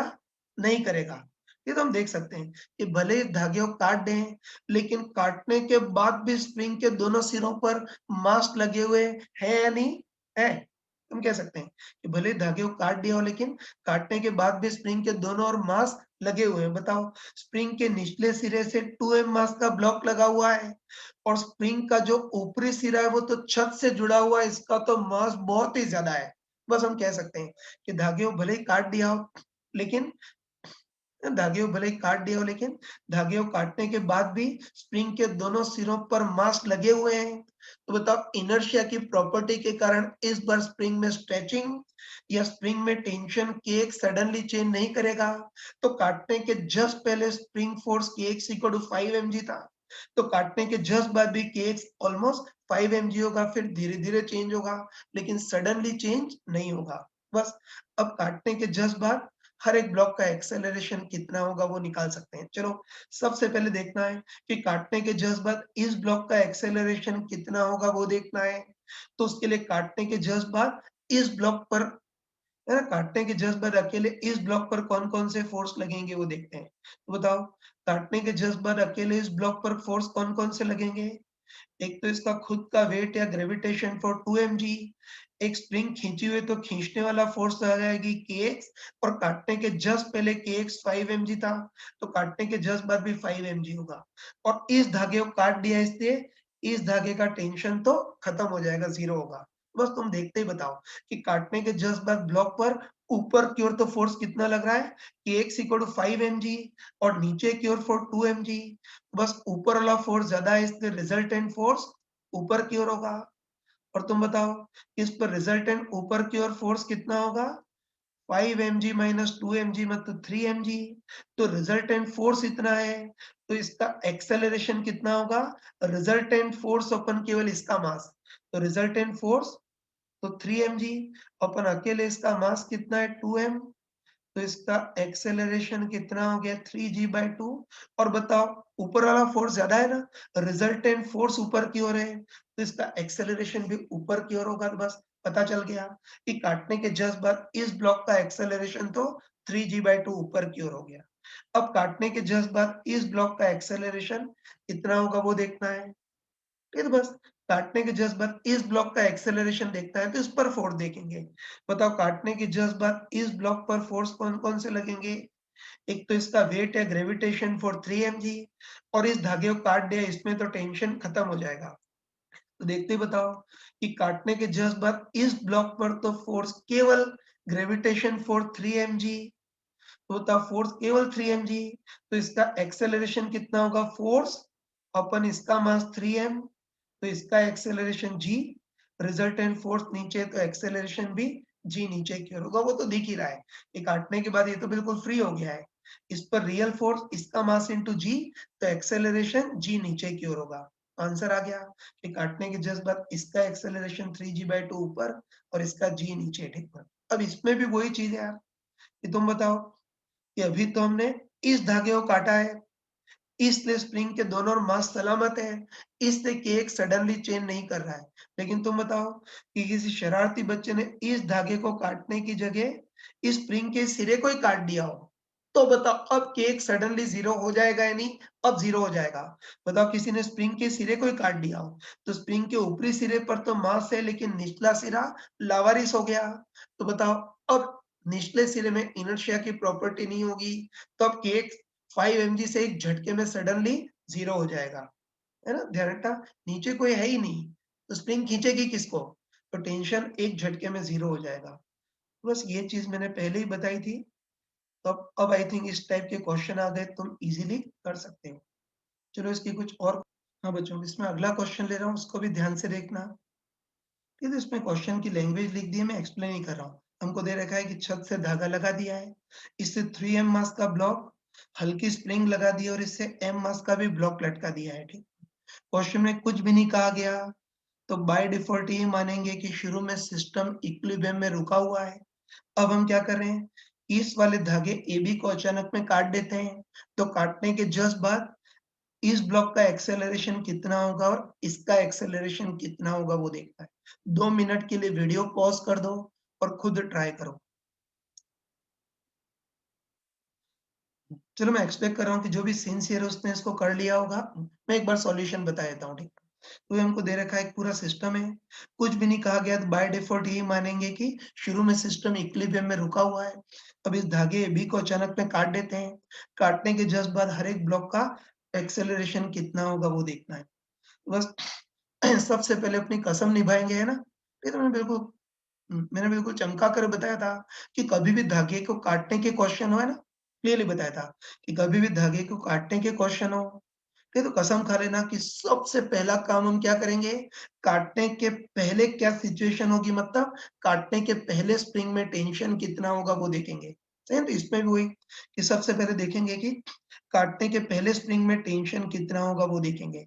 बस इसको भी हम कॉमन सेंस से कर सकते हैं ना, तो तुम देखते ही बताओ कि बताओ काटने के पहले स्प्रिंग से m मास का भार लटका हुआ है और रुका हुआ है। इससे काटने के पहले स्प्रिंग में tension kx equal to mg होगी।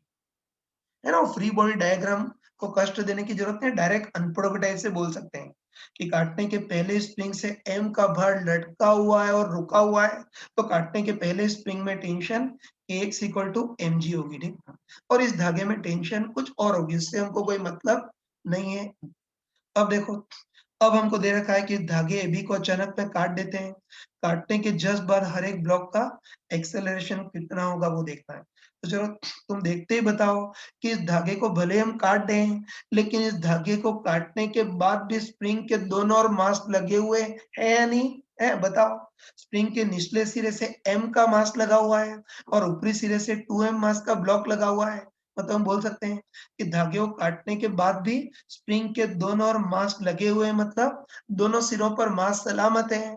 इसलिए इनर्शिया की प्रॉपर्टी के कारण स्प्रिंग में स्ट्रेचिंग x सडनली चेंज नहीं होगी, तो स्प्रिंग फोर्स kx भी सडनली चेंज नहीं होगा। काटने के जस्ट पहले kx mg था, तो काटने के जस्ट बाद भी kx ऑलमोस्ट mg रहेगा। धीरे-धीरे चेंज होगा लेकिन सडनली चेंज नहीं होगा। तो बस अब काटने के जस्ट बाद हर एक ब्लॉक का एक्सेलरेशन कितना होगा वो देखना है, इजीली कर सकते हैं। तो चलो सबसे पहले हमको देखना है कि काटने के जस्ट बाद इस ब्लॉक का एक्सेलरेशन कितना होगा वो देखना है। तो उसके लिए देखेंगे कि काटने के जस्ट बाद इस ब्लॉक पर फोर्स कौन-कौन से लगेंगे वो देखते हैं। दोस्त तुम देखते ही बताओ कि काटने के जस्ट बाद, है ना? तुम बताओ, इस रस्सी को तो काट दिया है ना, तो काटने के बाद इस रस्सी में तो टेंशन खत्म हो जाएगी। तो इस ब्लॉक पर फोर्स कौन-कौन से लगेंगे? एक तो इसका खुद का वेट या ग्रेविटेशन फोर्स 2 mg और एक स्प्रिंग फोर्स। बताओ स्प्रिंग खींची हुई है ना, तो बताओ स्प्रिंग खींची हुई है इसलिए स्प्रिंग इस पर खींचने वाला फोर्स लगाएगी और कितना लगाएगी, kx इक्वल टू mg के बराबर। तो बस तुम देखते ही बताओ कि काटने के जस्ट बाद इस ब्लॉक पर एक तो 2 mg भी नीचे है और स्प्रिंग के कारण tension kx equal to mg भी नीचे है, तो बताओ दोनों फोर्स नीचे की ओर है, तो इसका रिजल्टेंट फोर्स है एक्सेलरेशन भी नीचे की ओर आएगा। है ना? काटने के जस्ट बाद इसका एक्सेलरेशन देख सकते हैं ना, काटने के जस्ट बाद इस ब्लॉक पर फोर्स कौन से लगेंगे, 2 mg भी नीचे और mg भी नीचे है, तो दोनों जुड़ जाएंगे तो resultant force 2 mg plus mg मतलब 3 mg। तो एक्सेलरेशन कितना होगा, रिजल्टेंट फोर्स अपन केवल इसका मास 2m, तो ये कितना आ गया, 3g/2। और बताओ रिजल्टेंट फोर्स नीचे की ओर तो एक्सेलरेशन भी नीचे, तो काटने के जस्ट बाद इस ब्लॉक का एक्सेलरेशन 3g/2 नीचे की ओर होगा। अब काटने के जस्ट बाद इस वाले ब्लॉक का एक्सेलरेशन कितना होगा वो देखना है, तो काटने के जस्ट बाद इस पर कौन-कौन से फोर्स लगेंगे वो देखते हैं। तो इस ब्लॉक पे एक तो इसका वेट या ग्रेविटेशन फोर्स mg लगेगा और स्प्रिंग खींची हुई है, तो बताओ स्प्रिंग इस ब्लॉक को खींचेगी तो क्या इसको छोड़ेगी क्या? नहीं छोड़ेगी, इसको भी खींचेगी। और कितने फोर्स है, kx equal to mg force है। तो बताओ काटने के जस्ट बाद तो इस काटने के जस्ट बाद इस ब्लॉक पर तो नीचे की ओर भी फोर्स mg और ऊपर भी mg, दोनों आपस में कैंसिल हो जाएंगे। तो काटने के जस्ट बाद इस ब्लॉक पर रिजल्टेंट फोर्स टेंड्स टू 0, तो इसका एक्सेलरेशन भी टेंड्स टू 0 होगा। कुछ टाइम के बाद फिर kx चेंज करेगा तो इन दोनों का एक्सेलरेशन भी चेंज करेगा, लेकिन काटने के जस्ट बाद तो यही आंसर होगा।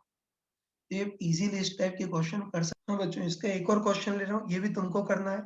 तो देख लेना, छत से हल्का धागा लगा दिया है, m मास का ब्लॉक, स्प्रिंग से 2m मास का ब्लॉक और धागे से m मास का एक और ब्लॉक लटका दिया है और कुछ भी नहीं कहा गया। तो बाय डिफॉल्ट यही मानेंगे कि शुरू में सिस्टम इक्विलिब्रियम में रुका हुआ है। अब देखो, अब हम क्या कर रहे हैं कि ये वाली जो स्प्रिंग AB है इसको सडनली काट देते हैं। तो हमको पूछा है कि इस रस्सी AB को, है ना, धागे AB को अचानक में काट देते हैं, तो काटने के जस्ट बाद हर एक ब्लॉक का एक्सेलरेशन कितना होगा वो देखना है। तो 3 मिनट के लिए वीडियो को पॉज करके खुद ट्राई करो इसको। चलो मैं एक्सपेक्ट करता हूँ जो सिंसियर होगा उसने कर लिया होगा। एक बार सॉल्यूशन बता देता हूँ, ठीक है। वो हमको दे रखा पूरा सिस्टम है, कुछ भी नहीं कहा गया, तो यही मानेंगे कि शुरू में सिस्टम इक्विलिब्रियम में रुका हुआ है। धागे AB को अचानक में काट दें, तो काटने के जस्ट बाद हर एक ब्लॉक का एक्सेलरेशन कितना होगा वो देखना है। ये तो हमको अच्छे से पता है, ये हमको बिल्कुल रटा हुआ है कि कभी धागे के काटने के क्वेश्चन, सॉरी, ये हमको पता है कि कभी धागे को काटने के क्वेश्चन आए तो उसके लिए सबसे पहले हम क्या करते हैं, काटने के पहले स्प्रिंग में टेंशन कितनी होगी वो देखते हैं, है ना, रटा हुआ है कि कभी ऐसे काटने के क्वेश्चन आए। ये तो रटा हुआ है कि कसम खा रखी है कि सबसे पहले क्या करेंगे, काटने के पहले क्या सिचुएशन होगी, मतलब काटने के पहले स्प्रिंग में टेंशन कितनी होगी वो देखना है। बस इसको भी अनपढ़ों के टाइप से निकाल सकते हैं ना, तो तुम देख, है ना, तुम देखते बताओ कि काटने के पहले स्प्रिंग से टोटल 3m मास का भार लटका हुआ और रुका हुआ है ना, साफ-साफ दिख रहा है कि काटने के पहले स्प्रिंग से टोटल 3m का भार लटका हुआ और रुका हुआ है। तो काटने के पहले स्प्रिंग में tension kx equal to 3mg होगी, है ना। गधों टाइप से फ्री बॉडी डायग्राम से करोगे तब भी वही आएगा, लेकिन डायरेक्ट बोल सकते हैं कि काटने के पहले स्प्रिंग से टोटल 3m का भार लटका हुआ है और रुका हुआ है। तो काटने के पहले स्प्रिंग में tension kx equal to 3mg ये होगी, ठीक है। और साथ में इन दोनों धागों में भी टेंशन होगी, लेकिन धागों में टेंशन से हमको कोई मतलब नहीं है। स्प्रिंग में tension kx equal to 3mg होगी, ठीक। अब देखो, अब हम ऐसा करते हैं कि इस धागे AB को अचानक में काट देते हैं।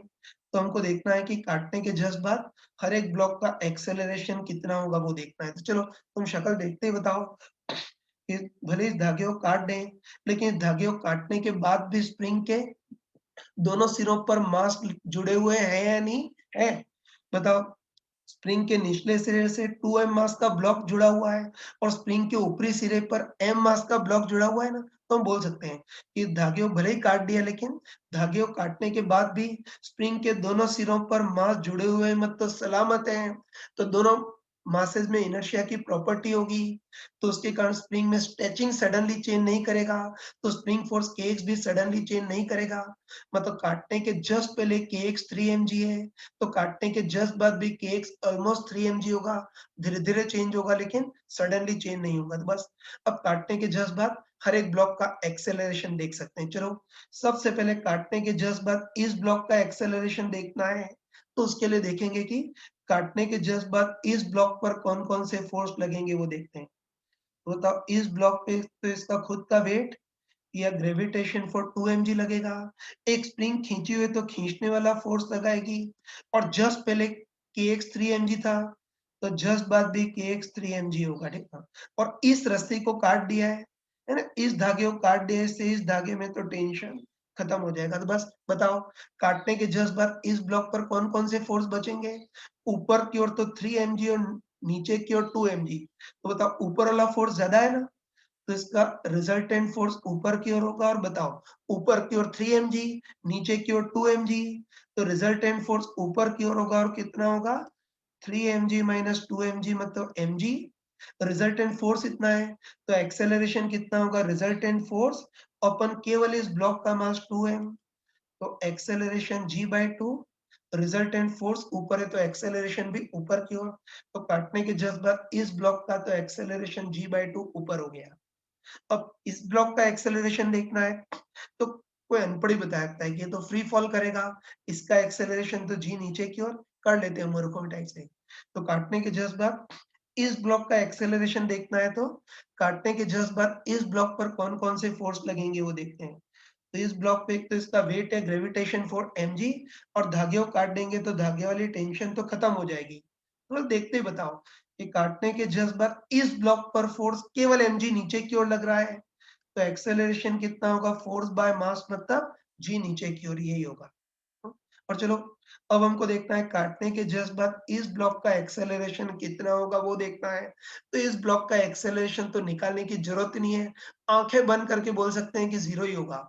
तुम बताओ कि ये ब्लॉक तो इस धागे से जुड़ा हुआ है, देख कर बताओ, ये ब्लॉक तो इस इनएक्सटेंसिबल धागे से जुड़ा हुआ है ना? बोल सकते हैं कि ये ब्लॉक तो इस इनएक्सटेंसिबल धागे से जुड़ा हुआ है, बंधा हुआ है, तो ये तो बेचारा मूव कर ही नहीं सकता।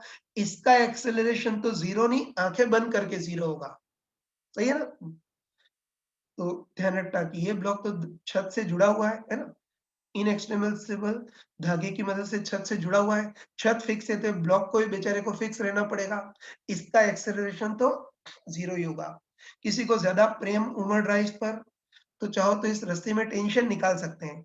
इस ब्लॉक पर कौन-कौन से फोर्स लगेंगे, एक तो mg, और स्प्रिंग इसको भी खींचेगी kx इक्वल टू 3 mg से, mg भी नीचे 3 mg भी नीचे, तो टोटल नीचे की ओर 4 mg, 4 mg फोर्स से रस्सी को खींचेगा, तो इस रस्सी में टेंशन 4 mg होगी। ये नहीं पूछा है लेकिन फिर भी मूर्खों टाइप से निकाल लिया। एक्सेलरेशन तो आंखें बंद करके जीरो होगा क्योंकि ये छत से बंधा हुआ है, बेचारा मूव कर ही नहीं सकता। तो इसका एक्सेलरेशन तो आंखें बंद करके जीरो ही होगा। तो इस टाइप से तुम क्वेश्चन इसके कर सकते हो, ठीक। चलो एक लास्ट क्वेश्चन ये मैं तुमको दे रहा हूँ, इसको ट्राई करना।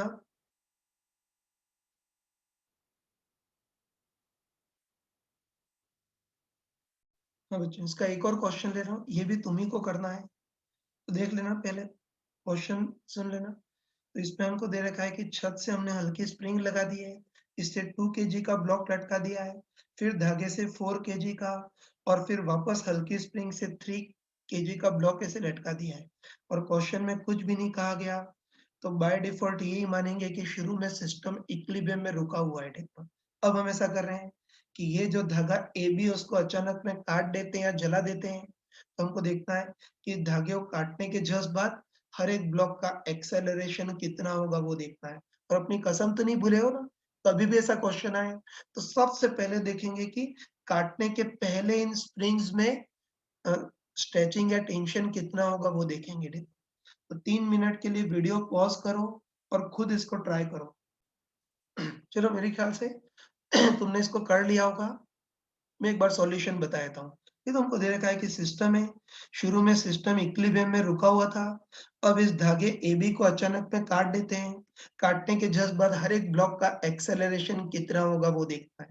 ये तो हमने कसम खा रखी है कि कभी भी धागे को काटने के क्वेश्चन आए हैं, ये तो हमने कसम खा रखी है कि सबसे पहले देखेंगे कि काटने के पहले स्प्रिंग में टेंशन कितना-कितना होगा वो देखना है। चलो पहले काटने के, है ना? सबसे पहले काटने के पहले इस स्प्रिंग में टेंशन कितना होगा वो देखना है। बस इसको भी हम अनपढ़ों के टाइप से ही करेंगे, ज़्यादा पढ़े-लिखे बनने की ज़रूरत नहीं है, ठीक ना? इसको भी हम अनपढ़ के टाइप से ही करेंगे। बताओ अ, काटने के पहले इस स्प्रिंग से 3 केजी का भार लटका हुआ है और रुका हुआ है। देख सकते हैं कि काटने के पहले इस स्प्रिंग से 3 केजी का भार लटका हुआ और रुका हुआ है, तो काटने के पहले इस स्प्रिंग में टेंशन कितनी होगी? K1 X1 equal to 3G मतलब 30। कह सकते हैं ना कि इस स्प्रिंग से 3 केजी का ब्लॉक लटका हुआ और रुका हुआ है, तो काटने के पहले इस स्प्रिंग में टेंशन कितनी होगी? K1 X1 equal to 3G मतलब 30 होगी, और इस स्प्रिंग में टेंशन देखनी है, ये तो इसको भी हम कॉमन सेंस से बोल सकते हैं। बताओ काटने के पहले इस स्प्रिंग से टोटल कितना भार लटका हुआ है? 2 + 4 + 3 मतलब 9 केजी। ये तो हम बोल सकते हैं कि काटने के पहले इस स्प्रिंग से टोटल 9 केजी का भार लटका हुआ और रुका हुआ है, तो 9G मतलब 90 न्यूटन फोर्स से खींचेगा। तो काटने के पहले इस स्प्रिंग में टेंशन कितनी होगी? K2 X2 = 9G मतलब कितनी होगी? 90 न्यूटन। ये तो फालतू लिख दिया, तो देखते ही कर सकते हैं कि काटने के पहले इस स्प्रिंग से 3 केजी का बार लटका हुआ है और रुका हुआ है, तो इस स्प्रिंग में tension K1 X1 equal 3G या 30 और इस स्प्रिंग में देखनी है तो डायरेक्ट बोल सकते हैं कि काटने के पहले इस स्प्रिंग से टोटल 9 केजी का बार लटका हुआ और रुका हुआ है, तो इस स्प्रिंग में टेंशन 9G मतलब 90 न्यूटन होगी, ठीक है? इधर मिटा देता हूँ, ये हम डायरेक्ट कर सकते हैं, ठीक? बस काटने के पहले हर स्प्रिंग में टेंशन आ गई ना, ये काटने के पहले हर एक स्प्रिंग में टेंशन आ गई, ये क्या होगा? हाँ, अब देखो, अब हमको दे रखा है कि अब इस वाले धागे को अचानक में काट दिया है, तो काटने के जस्ट बाद हर एक ब्लॉक का एक्सेलरेशन कितना होगा वो देखना है। तो चलो सबसे पहले बताओ, इस धागे को काट देंगे उसके बाद भी बताओ, इन दोनों स्प्रिंग में स्ट्रेचिंग या स्प्रिंग फोर्स क्या सडनली चेंज करेगा क्या? नहीं करेगा। ठीक है, तो पहले इस स्प्रिंग के बारे में देखते हैं। तुम बताओ, ये धागे को काट देंगे उसके बाद भी इस स्प्रिंग के ऊपर और नीचे दोनों ओर मास जुड़े हुए हैं, है ना? धागे को काटने के बाद भी इस स्प्रिंग के ऊपर और नीचे दोनों ओर मास जुड़े हुए हैं, मास सलामत है। तो इनर्शिया की प्रॉपर्टी कारण इस स्प्रिंग में भी स्ट्रेचिंग या स्प्रिंग फोर्स सडनली चेंज नहीं करेगा। तो काटने के जस्ट पहले इसमें ठीक, काटने के जस्ट पहले स्प्रिंग में टेंशन 30 है, तो काटने के जस्ट बाद भी 30 होगी। इस स्प्रिंग की बात करते हैं, तुम बताओ कि धागे को काट देंगे उसके बाद भी इस स्प्रिंग के भी दोनों ओर मास लगे हुए हैं। ठीक है, बताओ, इसके निचले सिरे से 2 केजी का ब्लॉक लटका हुआ है और ऊपरी सिरे से तो पूरी छत जुड़ी हुई है जिसका मास बहुत ही ज्यादा होगा। तो धागे को काटने के जस्ट बाद इस स्प्रिंग के भी दोनों ओर मास सलामत हैं। तो इनर्शिया की प्रॉपर्टी कारण इस स्प्रिंग में भी स्ट्रेचिंग सडनली चेंज नहीं होगा, तो स्प्रिंग फोर्स भी सडनली चेंज नहीं होगा। जस्ट पहले इसमें स्प्रिंग फोर्स 90 न्यूटन था, तो जस्ट बाद भी 90 न्यूटन होगा। तो इन दोनों स्प्रिंग में स्प्रिंग फोर्स या टेंशन सडनली चेंज नहीं होगी, इसमें 30 की 30 रहेगी और इसमें 90 की 90 रहेगी। तो बस अब काटने के जस्ट बाद हर एक ब्लॉक का एक्सेलरेशन कितना होगा वो देखना है। चलो, सबसे पहले काटने के जस्ट बाद इस ब्लॉक का एक्सेलरेशन, है ना? सबसे पहले काटने के जस्ट बाद इस ब्लॉक का एक्सेलरेशन देखना है। तो काटने के जस्ट बाद इस ब्लॉक पर कौन-कौन से फोर्स लगेंगे वो देखते हैं। तुम बताओ कि काटने के जस्ट बाद इस ब्लॉक पर कौन से फोर्स लगेंगे? एक तो इसका खुद का वेट या ग्रेविटेशन फोर्स 2G मतलब 20 न्यूटन, एक स्प्रिंग खींची हुई तो खींचने वाला फोर्स लगाएगी K2X2 और काटने के जस्ट पहले इस स्प्रिंग में टेंशन K2X2 इक्वल 90 थी, तो काटने के जस्ट बाद भी अप्रोक्सीमेटली 90 रहेगी और इस धागे को तो काट दिया है, इसमें तो टेंशन खत्म हो जाएगी। तो बस देखते ही बताओ कि काटने के जस्ट बाद इस ब्लॉक पर नीचे की ओर फोर्स 20 है और ऊपर की ओर फोर्स 90 है। तो बताओ, ऊपर वाला फोर्स ज्यादा है मतलब रिजल्टेंट फोर्स ऊपर की ओर होगा, तो इसका एक्सेलरेशन भी ऊपर की ओर होगा। और बताओ, ऊपर की ओर फोर्स 90, नीचे की ओर 20, तो रिजल्टेंट ऊपर की ओर फोर्स 90 माइनस 20 मतलब 70, तो एक्सेलरेशन होगा रिजल्टेंट फोर्स अपन अकेले इस ब्लॉक का मास 2, तो ये कितना हो गया यार? ये कितना 70/2 मतलब 35 मीटर पर सेकंड स्क्वायर, बहुत ज्यादा आ गया लेकिन आंसर यही होगा, ठीक है? चलो, अब काटने के जस्ट बाद इस ब्लॉक का एक्सेलरेशन देखना है, तो काटने के जस्ट बाद इस ब्लॉक पर कौन-कौन से फोर्स लगेंगे वो देखते हैं। ये तुम बताओ कि काटने के जस्ट बाद इस ब्लॉक पर कौन-कौन से फोर्स लगेंगे? एक तो इसका खुद का वेट या ग्रेविटेशन फोर्स 4G, हाँ, ठीक है? काटने के जस्ट बाद इस ब्लॉक पर फोर्स देखते हैं। तो एक तो इसका वेट या ग्रेविटेशन फोर्स 4G मतलब 40 न्यूटन ये लगेगा और स्प्रिंग खींची हुई है तो इस पे खींचने वाला फोर्स लगाएगी और कितना लगाएगी K1 X1 equal to 30, just पहले kx 30 था तो जस्ट बाद भी kx 30 होगा। और बताओ, ये रस्सी तो इस धागे को काट दिया इसने, इसमें तो टेंशन खत्म हो जाएगी। तो बस देखते ही बताओ कि काटने के जस्ट बाद इस ब्लॉक पर ये mg मतलब 40 न्यूटन भी नीचे की ओर है और स्प्रिंग के कारण खींचने वाला टेंशन फोर्स भी नीचे की ओर है। दोनों फोर्स नीचे की ओर है तो इसका एक्सेलरेशन भी नीचे की ओर होगा। और बताओ, 40 भी नीचे 30 भी नीचे, तो रिजल्टेंट नीचे की ओर फोर्स 30 प्लस 40 मतलब 70, तो इसका एक्सेलरेशन कितना होगा रिजल्टेंट फोर्स, अपन केवल इसका मास कितना है 4, तो इसका एक्सेलरेशन कितना हो जाएगा, ये 70/4 मतलब 35/2 मीटर पर सेकेंड स्क्वायर। और रिजल्टेंट फोर्स नीचे, तो इसका एक्सेलरेशन इतना नीचे की ओर होगा। अब चलो इसका एक्सेलरेशन देखते हैं, तो बस काटने के जस्ट बाद इस ब्लॉक पर कौन-कौन से फोर्स लगेंगे वो देखते हैं। तो इस ब्लॉक पे एक तो इसका वेट या ग्रेविटेशन फोर्स 3G मतलब 30 न्यूटन, और स्प्रिंग खींची हुई है, तो स्प्रिंग इसको खींचेगी तो इसको भी नहीं छोड़ेगी, इसको भी खींचेगी। और कितने फोर्स है, K1 X1 इक्वल टू 30। तो बस बताओ, काटने के जस्ट बाद इस ब्लॉक पर तो ऊपर की ओर भी फोर्स 30 है और नीचे की ओर भी 30 है, दोनों आपस में कैंसिल हो जाएंगे। तो काटने के जस्ट बाद इस ब्लॉक पर रिजल्टेंट फोर्स 0, तो एक्सेलरेशन भी टेंड्स टू 0 होगा। तो इजीली इस टाइप के टफ क्वेश्चन भी तुम कर सकते हैं। हाँ बच्चों, ये धागे को काटने पे बेस्ड हमने क्वेश्चन किया। कुछ बहुत ही टफ क्वेश्चन आते हैं, उसको देखना, ठीक है। तो टफ है लेकिन फिर भी एक बार तुम ट्राई करना। तो इसमें हमको दे रखा है छत है, इससे कोई हल्की स्प्रिंग S1 लगा दी है, 3M मास का ब्लॉक लटका दिया है। फिर एक इनएक्सटेंसिबल धागा है, उससे 2M मास का ब्लॉक लटका दिया है, और दूसरी कोई हल्की स्प्रिंग जिसको S2 बोला, उससे M मास का वेट लटका दिया है, और कुछ भी नहीं कहा गया है। तो बाय डिफॉल्ट यही मानेंगे कि शुरू में सिस्टम इक्विलिब्रियम पे रुका हुआ है। अब इस बार हम क्या कर रहे हैं कि इस धागे को नहीं काट रहे हैं, ये जो स्प्रिंग S2 है उसके ऊपर वाले सिरे को काट देते हैं, है ना? तो किसी को ही काटे, आंसर वही आएगा। तो इस बार हम क्या कर रहे हैं कि धागे को नहीं काट रहे हैं, ये जो स्प्रिंग S2 है उसके ऊपरी सिरे को अचानक में काट देते हैं। तो हमको पूछा है कि स्प्रिंग S2 को अगर अचानक में काट दें, तो अब काटने के जस्ट बाद हर एक ब्लॉक का एक्सेलरेशन कितना होगा वो देखना है। ठीक है? तो ये तुम कर 3 मिनट, 3 या 4 मिनट के लिए वीडियो को पॉज़ करना, खुद ट्राई करना। चलो मैं एक्सपेक्ट करता हूँ कि जो भी सिंसियर होगा उसने इसको ट्राई किया होगा। एक बार मैं इसको बता देता हूँ, ठीक? ध्यान से देखना, टफ है, नहीं हुआ तो दुखी मत होना, ठीक? बाकी एक बार बता देता हूँ, ध्यान से देखना। तो ये पूरा सिस्टम है, शुरू में इक्विलिब्रियम में रुका हुआ था, अब इस स्प्रिंग के S2 के ऊपरी सिरे को अचानक में काट देते हैं। काटने के जस्ट बाद हर एक ब्लॉक का एक्सेलरेशन कितना होगा वो देखना है, ठीक? ये तो मैंने चमका कर बताया था, मतलब हमने कसम खा रखी है कि कभी भी स्प्रिंग या धागे को काटने के क्वेश्चन आए, ठीक है, तो हमको रटा हुआ है कि सबसे पहले हम देखेंगे कि काटने के पहले स्प्रिंग में टेंशन कितनी होगी वो देखेंगे, सही है ना? तो सबसे पहले देखते हैं कि काटने के पहले स्प्रिंग में टेंशन कितनी होगी वो देखते हैं।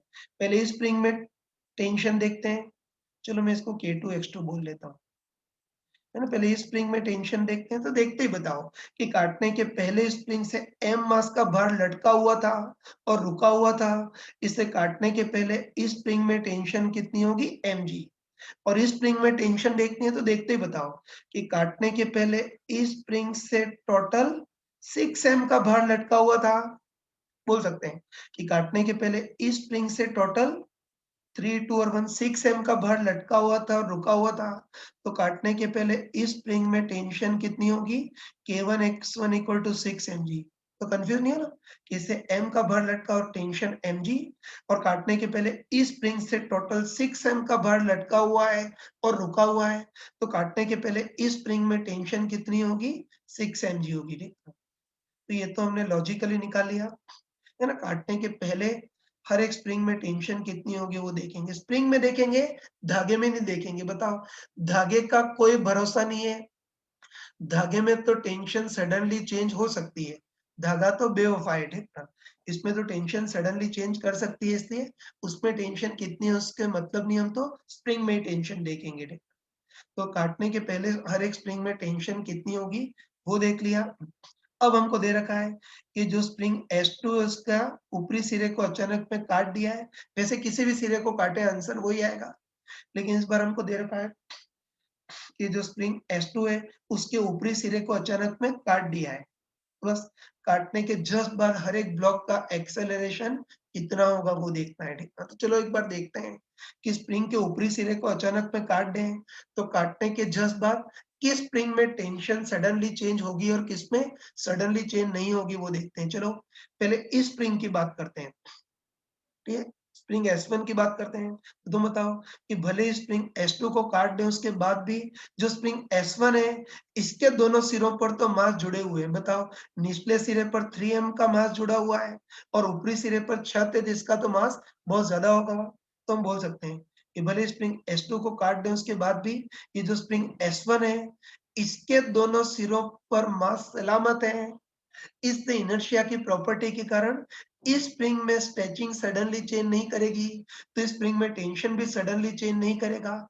जस्ट पहले tension K1 X1 equal to 6 mg थी, तो जस्ट बाद भी टेंशन अप्रोक्सीमेटली 6 mg उतनी रहेगी। अब इस स्प्रिंग की बात करते हैं, है ना? देखते बताओ इसमें टेंशन क्या सडनली चेंज हो जाएगी क्या? हो जाएगी, ठीक ना? तो तुम बताओ, इस स्प्रिंग के हमने ऊपरी सिरे को काट दिया है, तो बताओ अब इस स्प्रिंग के निचले सिरे पर तो M मास लगा हुआ है, लेकिन ऊपरी सिरे से कोई मास लगा हुआ नहीं है, मतलब स्प्रिंग का ऊपरी सिरा बिल्कुल लावारिस हो गया। बोल सकते हैं ना? तो ये ध्यान रखना। इसके ऊपरी सिरे को काट दिया है तो बस निचले सिरे से तो M का मास लगा हुआ है, लेकिन ऊपरी सिरा बिल्कुल लावारिस हो गया। अब ऊपरी सिरे में कोई इनर्शिया की प्रॉपर्टी नहीं होगी, तो बस इस बार इस स्प्रिंग में स्ट्रेचिंग सडनली चेंज हो जाएगा और अचानक में 0 हो जाएगा। तुम बताओ यार, टेंशन किसी ऑब्जेक्ट पे लगती है, इस बार तो इसके ऊपरी सिरे पर कोई ऑब्जेक्ट लगा ही नहीं है, तो ये स्प्रिंग किसको खींचेगी? है ना? खींचने के लिए कोई है ही नहीं, तो टेंशन सडनली 0 हो जाएगी। कोई मूर्ख चाहे तो फ्री बॉडी डायग्राम बना देना, कि इधर टेंशन और इधर 0, resultant force equal to mass into acceleration. तो मास 0 है तो टेंशन भी 0। बाकी बेवकूफ़ी करने की ज़रूरत ही नहीं है। तो ये हम डायरेक्ट बोल सकते हैं, इस स्प्रिंग के ऊपरी सिरे को काट दिया ना, निचले सिरे से तो M का मास लगा हुआ है, लेकिन ऊपरी सिरा बिल्कुल लावारिस हो गया है ना? बस ऊपरी सिरे में इनर्शिया की प्रॉपर्टी नहीं होगी, इसलिए इसमें स्ट्रेचिंग अचानक में चेंज हो जाएगी, तो स्प्रिंग फोर्स भी अचानक में चेंज हो जाएगा। तो काटने के जस्ट पहले तो काटने के जस्ट पहले तो इसमें टेंशन mg थी, लेकिन काटने के जस्ट बाद एक झटके में टेंशन 0 हो जाएगी। ऊपर कोई ऑब्जेक्ट है ही नहीं, तो स्प्रिंग किसको खींचेगी? है ना? तो टेंशन अचानक में 0 हो जाएगी, बस बोल सकते हैं कि स्प्रिंग के दोनों मास सलामत थे। इस स्प्रिंग फोर्स सडनली चेंज नहीं हुआ था, लेकिन ये जो स्प्रिंग है इसका ऊपरी सिरा बिल्कुल लावारिस हो गया है। इसलिए अब स्ट्रेचिंग सडनली चेंज हो जाएगी, तो टेंशन भी सडनली चेंज हो जाएगी। जस्ट पहले टेंशन भले mg थी, लेकिन काटने के जस्ट बाद एक झटके में टेंशन 0 हो जाएगी। बस अब हमको देखना है काटने के जस्ट बाद हर एक ब्लॉक का एक्सेलरेशन कितना होगा वो देखना है। पहले इस ब्लॉक का एक्सेलरेशन देखना है, तो काटने के जस्ट बाद इस ब्लॉक पर कौन-कौन से फोर्स लगेंगे वो देखते हैं। तो हम देखते ही बताओ कि काटने के जस्ट बाद इस ब्लॉक पे एक तो इसका वेट या ग्रेविटेशन फोर्स mg लगेगा और स्प्रिंग फोर्स भी लगेगा, लेकिन हमको पता है कि स्प्रिंग के सिरे को ही काट दिया है ना? तो स्प्रिंग में तो टेंशन अचानक में 0 हो जाएगा, K2 X2 टेंड्स टू 0 होगा, ठीक है? बस काटने के जस्ट बाद इस पे ग्रेविटेशन फोर्स mg और काटने के जस्ट बाद स्प्रिंग फोर्स टेंड्स टू 0 हो जाएगा। तो बताओ काटने के जस्ट बाद रिजल्टेंट फोर्स केवल नीचे की ओर होगा और mg होगा, है ना? रिजल्टेंट फोर्स mg, तो एक्सेलरेशन फोर्स अपन इसका मास मतलब g नीचे की ओर। तो काटने के जस्ट बाद इस ब्लॉक का तो एक्सेलरेशन g नीचे की ओर हो गया, ये तो निकल गया। अब हमको देखना है कि काटने के जस्ट बाद इन दोनों ब्लॉक का एक्सेलरेशन कितना होगा वो देखना है। ठीक है? तो देखो तुम साफ-साफ देख सकते हो कि बताओ ये दोनों ब्लॉक तो इनएक्सटेंसिबल धागे से जुड़े हुए हैं। सही है ना? साफ-साफ दिख रहा है कि ये दोनों ब्लॉक तो इनएक्सटेंसिबल धागे से बंधे हुए हैं, तो इन दोनों ब्लॉक को तो जन्म-जन्म तक साथ ही चलना है। तो इधर हटा, ये दोनों ब्लॉक इनएक्सटेंसिबल धागे से जुड़े हुए हैं, तो इन दोनों ब्लॉक को तो जन्म-जन्म तक साथ में ही चलना है।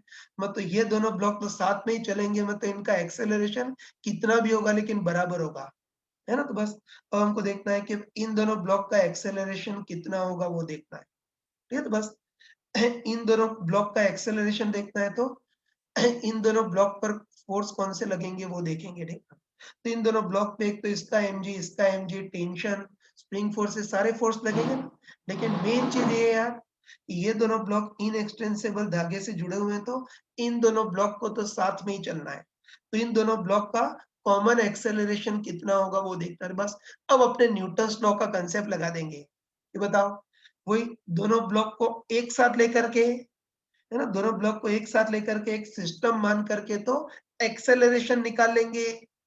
और अगर टेंशन पूछे तो किसी भी एक ब्लॉक का अलग से फ्री बॉडी डायग्राम बना देंगे।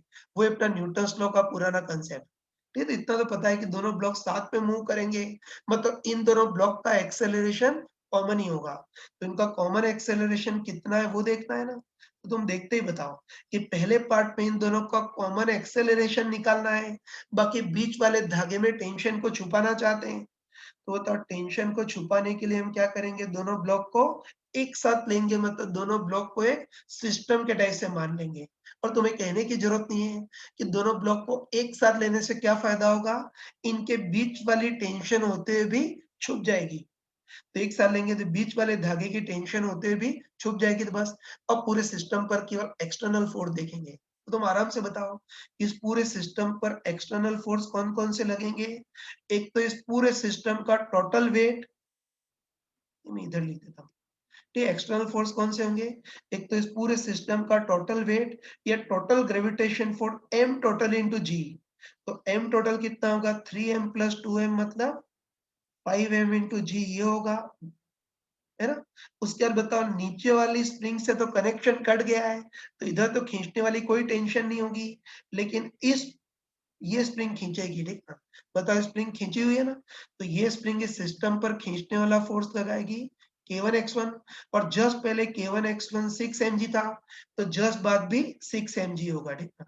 बस देख बोल सकते हैं कि अगर दोनों ब्लॉक को एक साथ लें तो पूरे सिस्टम पर, है ना, टेंशन तो छुप जाएगा। तो पूरे सिस्टम पर एक्सटर्नल फोर्स कौन से आएंगे? एक तो पूरे सिस्टम का टोटल वेट या ग्रेविटेशन फोर्स 6 mg नीचे की ओर, और स्प्रिंग खींचेगी K1 X1 equal to 6 mg से। तो बस देखते ही बताओ कि सिस्टम पर ऊपर की ओर तो फोर्स 6 mg है और नीचे की ओर 5 mg है। ऊपर वाला फोर्स ज्यादा है तो रिजल्टेंट फोर्स ऊपर की ओर आएगा। और बताओ रिजल्टेंट ऊपर की ओर फोर्स कितना होगा बताओ? 6 mg माइनस 5 mg मतलब mg हो गया। और बताओ रिजल्टेंट फोर्स टोटल कितने मास को ढो रहा है? 3m प्लस 2m मतलब 5m। तो इस पूरे सिस्टम का कॉमन एक्सेलरेशन कितना होगा? रिजल्टेंट फोर्स अपन टोटल मास 5m। इसको सॉल्व करेंगे तो g/5, तो बस पक्का है ये दोनों ब्लॉक जन्म जन्म तक साथ मूव करेंगे, और इन दोनों का कॉमन एक्सेलरेशन g/5 होगा। डायरेक्शन तो पता है कि रिजल्टेंट फोर्स ऊपर की ओर है, तो कॉमन एक्सेलरेशन भी ऊपर की ओर होगा। तो हमने निकाल लिया ये दोनों ब्लॉक इनएक्सटेंसिबल धागे से जुड़े, इनसे साथ साथ मूव करेंगे, और इनका कॉमन एक्सेलरेशन g/5 ऊपर की ओर होगा।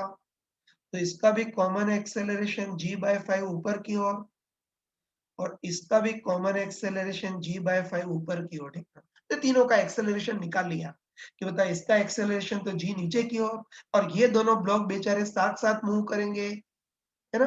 तो इन दोनों ब्लॉक का कॉमन एक्सेलरेशन g/5 ऊपर की ओर। जो क्वेश्चन पूछा था वो तो निकाल लिया, लेकिन चलो इम्प्रेस करने के लिए एक बार धागे की टेंशन भी निकाल लेते हैं, ठीक है ना? तो तुम बताओ कि दोनों ब्लॉक को एक साथ लेकर के ये शॉर्टकट से तो हमने कॉमन एक्सेलरेशन निकाल लिया। अब अगर धागे में टेंशन पूछी हो तो क्या करेंगे? किसी भी एक ब्लॉक को अलग से कंसीडर कर देंगे। एक साथ लेने से धागे की टेंशन छुप गई थी ना? अब अगर धागे की टेंशन निकालनी हो तो किसी भी एक ब्लॉक को अलग से कंसीडर करेंगे, मतलब अलग से फ्री बॉडी डायग्राम बना देंगे। इसका अलग से फ्री बॉडी डायग्राम बनाना थोड़ा सिंपल दिख रहा है, तो बस धागे की टेंशन के लिए इस 2m वाला जो ब्लॉक है उसका अलग से फ्री बॉडी डायग्राम बनाते हैं। अब केवल अकेले इस ब्लॉक पर कौन कौन से फोर्स लगेंगे वो देखते हैं। तो बताओ अकेले इस ब्लॉक पे एक तो खुद का वेट या ग्रेविटेशन फॉर 2 mg, और ये धागा खींचेगा टेंशन T से। बस बताओ इसका एक्सेलरेशन ऊपर की ओर है, तो अकेले इस ब्लॉक पर रिजल्टेंट ऊपर की ओर फोर्स इक्वल टू अकेले इसका मास इनटू एक्सेलरेशन। तो अकेले इस ब्लॉक पे रिजल्टेंट ऊपर की ओर फोर्स T माइनस 2 mg,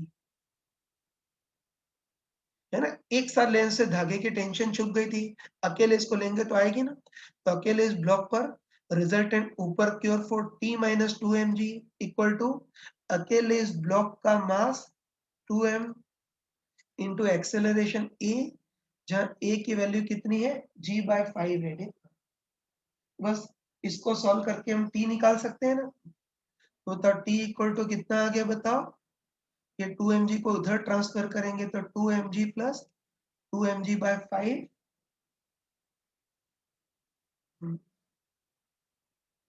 ठीक है? इसमें 2 mg कॉमन लेंगे तो कितना आ जाएगा? 1 प्लस 1/5 मतलब 6/5 इंटू 2 mg। सॉल्व कर लेना, तो टेंशन कितनी आ जाएगी? 12 mg/5 इतनी आएगी टेंशन।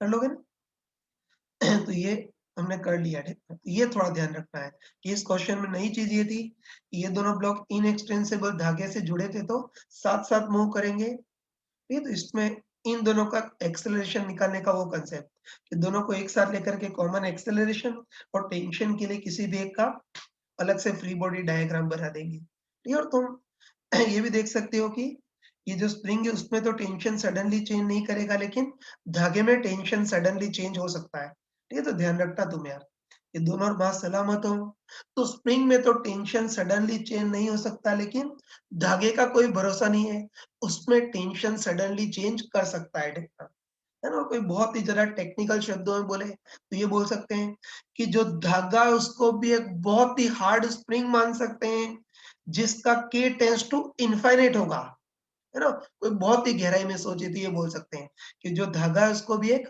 बहुत ही हार्ड स्प्रिंग मान सकते हैं, जिसका K टेंड्स टू इनफाइनाइट होगा। तो धागे में टेंशन Kx लिख सकते हैं, जहाँ K टेंड्स टू इनफाइनाइट बोल सकते हैं। बस बताओ, धागे का x तो बहुत कम चेंज करेगा, लेकिन K टेंड्स टू इनफाइनाइट है, तो धागे का जो टेंशन Kx है वो सडनली चेंज कर सकता है। तो इतनी गहराई में बताया, लेकिन आगे हर जगह इतना डिटेल में नहीं कर सकते, इसलिए आगे ध्यान रखना।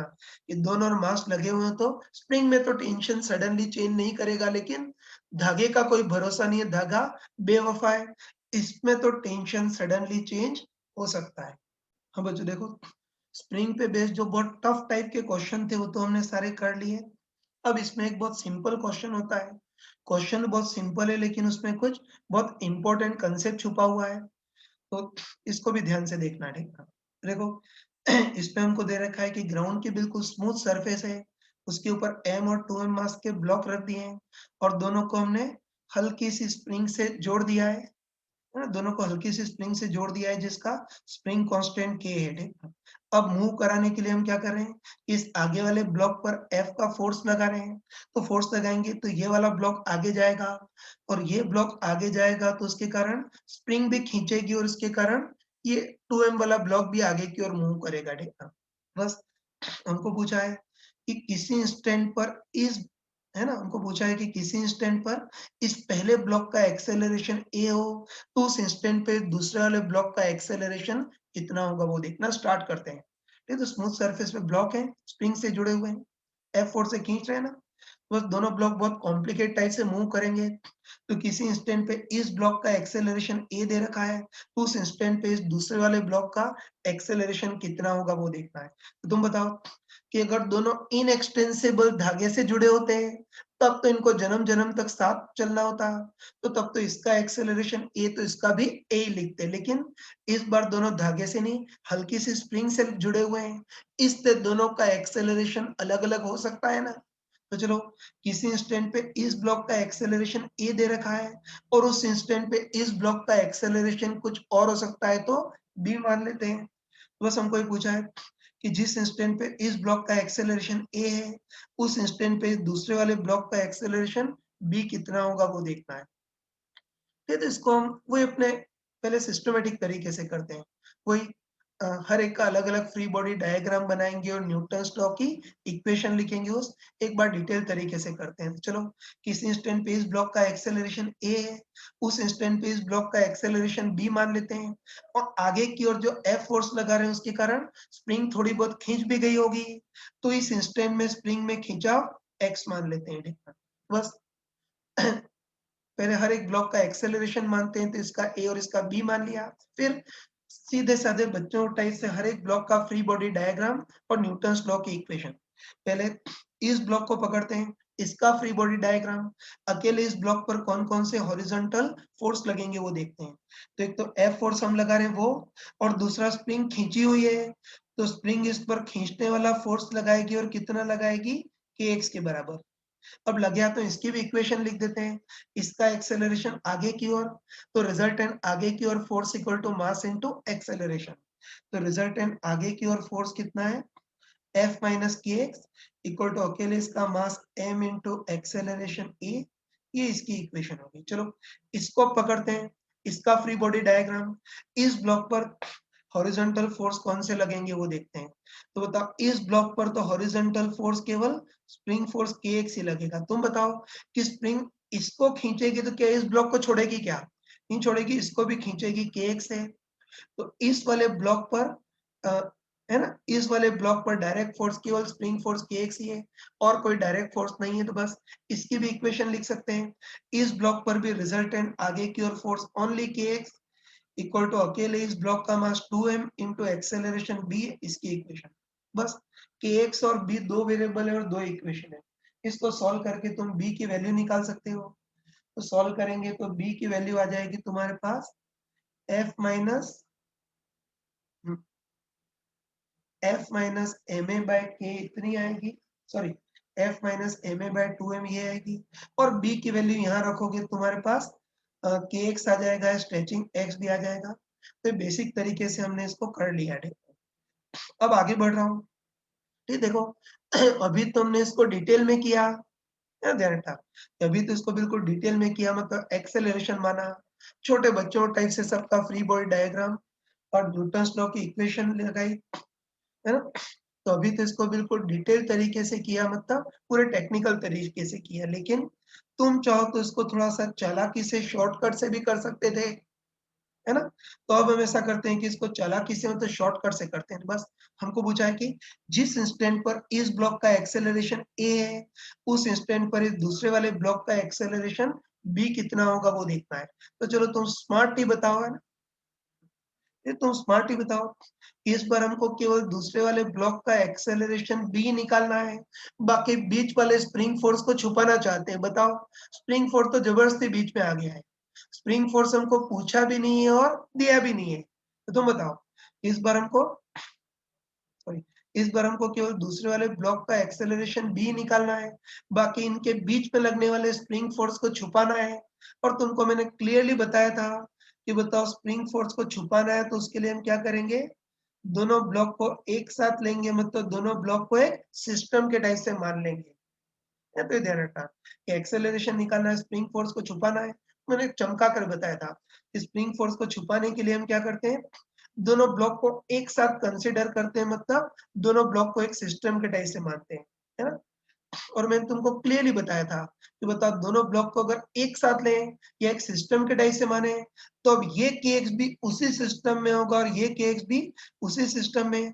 तो अब kx से kx कैंसिल हो जाएगा, या अपने शब्दों में बोले तो kx होते भी छुप जाएगा। तो ये मूर्खों टाइप से एक्सप्लेन करने की जरूरत नहीं, तुम समझते हो, है ना, कि kx को छुपाने के लिए दोनों को एक साथ लेंगे। एक साथ लेंगे तो बताओ kx से kx कैंसिल हो जाएगा, या अपने शब्दों में बोले तो kx होते हुए भी छुप जाएगा। तो पूरे सिस्टम पर एक्सटर्नल फोर्स कौन सा बचेगा, केवल F। बस अब हम इस पूरे सिस्टम की इक्वेशन लिखते हैं, मतलब m प्लस 2m, है ना। बस अब हम पूरे सिस्टम की इक्वेशन लिखते हैं। बस बताओ, इस पूरे सिस्टम की इक्वेशन क्या होगी, पूरे सिस्टम पर net external force equal to mass into sorry पूरे सिस्टम की इक्वेशन क्या होगी, पूरे सिस्टम पर net external force equal to total mass into acceleration, ये होती थी। लेकिन इस बार चक्कर है, ध्यान रखना तुम, कि पिछले जितने भी क्वेश्चन किए थे उसमें सबका मास सेम, सॉरी यार, पिछले जितने भी क्वेश्चन होते थे उसमें सबका एक्सेलरेशन सेम होता था। इस सिस्टम की इक्वेशन क्या लगाते थे, net external force equal to total mass into acceleration लगाते थे।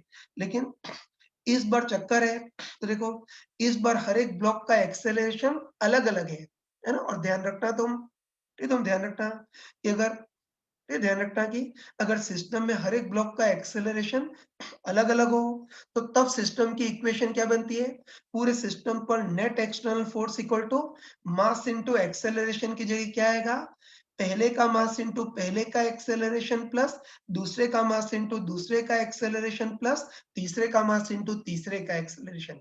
ये नई चीज सीखने को मिली है। तो ध्यान रखना तुम कि अगर सिस्टम में सबका एक्सेलरेशन अलग अलग हो, तो फिर न्यूटन सेकेंड लॉ क्या बनेगा, पूरे सिस्टम पर resultant external force equal to mass into acceleration की जगह पहले का मास इनटू पहले का एक्सेलरेशन प्लस दूसरे का मास इनटू दूसरे का एक्सेलरेशन प्लस तीसरे का मास इनटू तीसरे का एक्सेलरेशन। बस ये लगाते हैं। बस तुम आराम से बताओ कि पूरे सिस्टम पर रिजल्टेंट एक्सटर्नल फोर्स कितना है, केवल F पता है ना, कि दोनों को एक साथ लेंगे तो kx तो होते भी छुप जाएगा। तो पूरे सिस्टम पर नेट एक्सटर्नल फोर्स कितना बचेगा, केवल F इक्वल टू पहले का मास इंटू पहले का एक्सेलरेशन। तो पहले का मास m इंटू पहले का एक्सेलरेशन e प्लस दूसरे का मास इंटू दूसरे का एक्सेलरेशन। तो दूसरे का मास 2m इंटू दूसरे का एक्सेलरेशन b है। इसको सॉल्व कर लोगे तो इस बार भी b वही आएगा। कितना आएगा, F minus ma bye 2m। और ये तो शॉर्टकट से एक्सेलरेशन निकाले, यहीं तक पूछता है। लेकिन अगर डराने के लिए स्प्रिंग फोर्स पूछे तो उसके लिए क्या करेंगे, किसी भी एक ब्लॉक को अलग से कंसीडर कर देंगे। ये तो अभी तो स्प्रिंग फोर्स को छुपाया था। अगर हमको स्प्रिंग फोर्स निकालने को बोले तो उसके लिए किसी भी एक ब्लॉक को अलग से, जैसे इस 2m वाले ब्लॉक को अलग से कंसीडर कर देंगे। अब पूरे सिस्टम पे नहीं, अब अकेले इस ब्लॉक पर फोर्स देखते हैं। तो अकेले इस ब्लॉक पर डायरेक्ट फोर्स केवल स्प्रिंग फोर्स के एक साथ ले गए थे तो छुप गया था। अकेले इसको लेंगे तो प्रकट हो जाएगा। तो इस वाले ब्लॉक पर है ना, अकेले इस ब्लॉक पर रिजल्टेंट आगे की ओर फोर्स केवल के इक्वल टू अकेले इसका मास 2m इंटू एक्सेलरेशन b, जहां b की वैल्यू कितनी है, F minus ma bye 2m है। तो 2m से 2m कैंसिल हो गया, तो इससे kx F माइनस ma।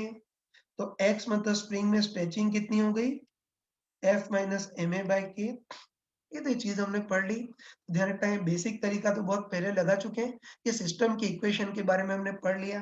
तो ध्यान रखना कि अगर सिस्टम में सबका एक्सेलरेशन अलग अलग हो तो फिर न्यूटन्स लॉ की इक्वेशन क्या बनती है, resultant external force equal to पहले का मास इंटू पहले का एक्सेलरेशन प्लस दूसरे का मास इंटू दूसरे का एक्सेलरेशन प्लस तीसरा और कोई नमूना हो तो तीसरे का मास इंटू तीसरे का एक्सेलरेशन। ये तो ये चीज ध्यान रखना। ये वाली सारी चीज हमने सीख ली। हाँ बच्चों देखो, अभी हमने सिस्टम की इक्वेशन पढ़ ली। अब उस सिस्टम की स्प्रिंग वाला पार्ट तो कंप्लीट कर लिया, लेकिन अभी हमने सिस्टम की इक्वेशन देखी थी। तो सिस्टम की इक्वेशन का एक इंपॉर्टेंट क्वेश्चन ले रहा हूँ, ध्यान से देखना। ठीक, तो देखो इस बार हमको दे रखा है कोई हल्की रस्सी है, मतलब ऑलमोस्ट मासलेस कोई रस्सी है। और इस रस्सी से 3 मंकी लटके हुए हैं। इसका मास 10 केजी, इसका 5 केजी और इसका 15 केजी। अब हमको दे रखा है कि ये जो मंकी है वो तो 2 मीटर पर सेकेंड स्क्वायर के कांस्टेंट एक्सेलरेशन से नीचे की ओर आ रहा है। ये जो मंकी है वो 2 मीटर पर सेकेंड स्क्वायर के एक्सेलरेशन से ऊपर की ओर चढ़ रहा है। और ये वाला जो छोटा बच्चा मंकी है वो 1.37 सेंटीमीटर पर सेकेंड की कांस्टेंट वेलोसिटी से मूव कर रहा है। तो बस हमको पूछा है कि रस्सी का जो ऊपर वाला पार्ट होगा वहां टेंशन कितनी होगी वो देखना है। ठीक है, तो सॉल्यूशन को अलग जगह कर लेता हूँ। क्वेश्चन में वही है, ये रस्सी 3 मंकी लटके हुए हैं। इसका एक्सेलरेशन 2 नीचे, इसका 2 ऊपर की ओर। और ये जो तीसरा मंकी है वो कांस्टेंट वेलोसिटी से मूव कर रहा है। तो चलो सबसे पहले तुम बताओ, ये जो है ना, सबसे पहले तुम बताओ कि ये जो छोटा बच्चा मंकी है ये 1.37 सेंटीमीटर पर सेकेंड की कांस्टेंट वेलोसिटी मूव कर रहा है। तो तुम बताओ कि इसकी वेलोसिटी कितनी भी है लेकिन वेलोसिटी कांस्टेंट है। और तुम बताओ कि वेलोसिटी कांस्टेंट है तो rate of change of velocity 0 होगी, मतलब एक्सेलरेशन 0 होगा। ये 1.37 का कोई रोल नहीं है, ये 2.58 कितना भी हो सकता है। तो बस बोल सकते हैं कि इसकी वेलोसिटी कितनी भी है लेकिन कांस्टेंट है। वेलोसिटी कांस्टेंट है तो rate of change of velocity 0 होगी, मतलब इसका एक्सेलरेशन बिल्कुल 0 होगा। तो बस अब हमको पूछा है कि रस्सी का जो ऊपर वाला पार्ट होगा यहाँ टेंशन कितनी होगी वो देखना है। तो चलो तुम देखते ही बताओ। ये तुम देखते ही बताओ कि इस बार हमको रस्सी के केवल ऊपर वाले पार्ट पे टेंशन पूछी है। टेंशन तो सब जगह होगी, लेकिन हमको रस्सी के केवल ऊपर वाले पार्ट्स में टेंशन पूछी है। मतलब हम बीच वाली सारी टेंशन को छुपाना चाहते हैं। और तुम बताओ कि बीच वाली सारी टेंशन को छुपाने के लिए हम इस सबको एक सिस्टम के टाइप से मान लेते हैं। है ना, मेरे ख्याल से कंफ्यूजन नहीं होगा। तो ध्यान रखना कि हमको रस्सी के केवल ऊपर वाले पार्ट्स में टेंशन निकालनी है, बाकी बीच वाली सारी टेंशन्स को छुपाना चाहते हैं। तो बीच वाली सारी टेंशन को छुपाने के लिए हम क्या करते हैं, सबको एक साथ लेते हैं, मतलब सिस्टम के टाइप से मान लेते हैं। मतलब मंकी M1 M2 M3 और साथ में जो रस्सी है इस सबको एक साथ लेते हैं, मतलब इस सबको एक सिस्टम के टाइप से मान लेते हैं। और हमको पता है, अच्छे पता है कि सबको एक साथ लेंगे तो क्या फायदा होगा, बीच वाली सारी टेंशन्स होते हुए भी छुप जाएंगी, वही कि सबको एक साथ लेंगे तो बीच वाली सारी टेंशन्स होते हुए भी छुप जाएंगी। बस अब हम पूरे सिस्टम पर केवल एक्सटर्नल फोर्स ही देखेंगे। तो तुम देखते बताओ, इन सबको एक साथ लेंगे तो बीच वाली टेंशन तो छुप जाएगी। तो पूरे सिस्टम पर एक्सटर्नल फोर्स कौन-कौन से होंगे? एक तो पूरे सिस्टम का टोटल वेट या total gravitation force m total into g. तो m टोटल कितना है? ये तो 10 प्लस ये 5 प्लस 15 इंटू जी। तो कितना हो गया? 300 न्यूटन हो गया ना। एक तो पूरे सिस्टम का टोटल वेट या total gravitation force m total into g मतलब 30 g मतलब 300 न्यूटन ये होगा। और बताओ जो ऊपर वाली रस्सी खींचेगी टेंशन T से, बाकी बीच वाली सारी टेंशन होते भी छुप जाएंगी। तो बस पूरे सिस्टम पर एक्सटर्नल फोर्स कौन से होंगे?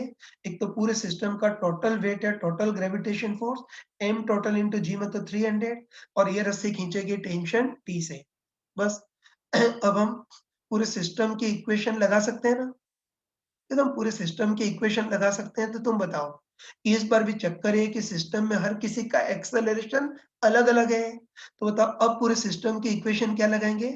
पूरे सिस्टम पर net external force equal to पहले का मास इंटू पहले का एक्सेलरेशन प्लस दूसरे का मास इंटू दूसरे का एक्सेलरेशन। बस पूरे सिस्टम की इक्वेशन लगाते हैं। लिख देता हूँ फॉर द एंटायर सिस्टम, है ना? पूरे सिस्टम की इक्वेशन लगाते हैं तो बताओ क्या बनेगी?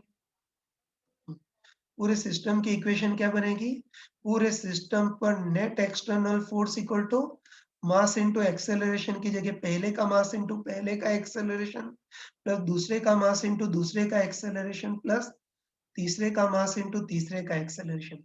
और चलो आसानी के लिए किसी भी एक डायरेक्शन को जैसे ऊपर वाली डायरेक्शन को पॉजिटिव मान लेते हैं। ठीक है, तो बस पूरे सिस्टम पर रिजल्टेंट ऊपर की ओर फोर्स देखेंगे। तो पूरे सिस्टम पर रिजल्टेंट ऊपर की ओर net external force equal to पहले का मास इंटू पहले का ऊपर की अपवर्ड एक्सेलरेशन प्लस दूसरे का मास इंटू दूसरे का अपवर्ड एक्सेलरेशन प्लस तीसरे का मास इंटू तीसरे का अपवर्ड एक्सेलरेशन। बस पूरे सिस्टम पर रिजल्टेंट ऊपर की ओर एक्सटर्नल फोर्स देखना है ना। तो पूरे सिस्टम पर एक्सटर्नल फोर्स एक तो m टोटल इंटू जी और इधर रस्सी खींचेगी टेंशन T से। तो पूरे सिस्टम पर नेट ऊपर की ओर एक्सटर्नल फोर्स कितना होगा? T माइनस 30 जी मतलब T माइनस 300 इक्वल टू पहले का मास इंटू पहले का अपवर्ड एक्सेलरेशन। तो पहले का मास 15 इंटू इसका अपवर्ड एक्सेलरेशन कितना है 2 प्लस दूसरे का मास इंटू दूसरे का अपवर्ड एक्सेलरेशन। तो दूसरे का मास 5 इंटू उसका अपवर्ड एक्सेलरेशन बिल्कुल 0 है प्लस तीसरे का मास इंटू तीसरे का अपवर्ड एक्सेलरेशन। तो तीसरे का मास 10 और इसका एक्सेलरेशन 2 नीचे की ओर है तो ऊपर की ओर क्या लिखेंगे? -2। तो समझते हैं यार कि ऊपर को पॉजिटिव माना है ना। तो m1 into a1 plus 2 m2 into a2 0 plus m3 into a3 2 नीचे की ओर है तो क्या लिखेंगे? -2। इसको सॉल्व कर लेना। मैं इधर कचरा कर रहा हूँ। क्या आएगा? t minus 300 equal to 15 into 3 कितना हो गया? 30 माइनस 20 ये 10 हो गया। उसको उधर ट्रांसफर करेंगे तो t इक्वल टू हमारे पास कितना आएगा? 310 न्यूटन। ठीक है, तो इस टाइप से हमने निकाल लिया कि रस्सी का जो ऊपर वाला पॉइंट होगा तो टॉप मोस्ट पॉइंट होगा वहां टेंशन 310 न्यूटन ये निकाल लिया। और अगर बीच वाली कोई टेंशन पूछे तो क्या करेंगे? फिर किसी भी एक मंकी का अलग से फ्री बॉडी डायग्राम बना देंगे। ये कर लिया। अब चलो इस क्वेश्चन का सेकेंड पार्ट देखना। ये तो देखो सेकेंड पार्ट थोड़ा कॉम्प्लिकेट है। तो सेकेंड पार्ट में सेम वही क्वेश्चन है ना? जो लिखा है वही क्वेश्चन है, लेकिन सेकेंड पार्ट में हमको दे रखा है कि जो रस्सी है वो भी बारी है। ये सेकेंड पार्ट में ऐसा कर रहा हूँ कि सबको इस पिंक ये चलो ऑरेंज कलर से लिख देता हूँ ताकि पता चले, ठीक है। तो सेकेंड पार्ट में बाकी सब तो वही है, लेकिन सेकेंड पार्ट में दे रखा है कि जो रस्सी है वो भी भारी है और रस्सी का मास कितना है 10 kg ये भी है, ठीक है। अब रस्सी के टॉप मोस्ट पॉइंट पर टेंशन कितनी होगी वो देखना है। बस यहाँ भी वही तरीका। तो बताओ बीच वाली टेंशन को छुपाना चाहते हैं, इस बार तो सिस्टम हम यहाँ तक लेना पड़ेगा। हम्म तो ध्यान रखना कि सेम वही क्वेश्चन है, लेकिन रस्सी का भी मास है 10 kg दे रखा है।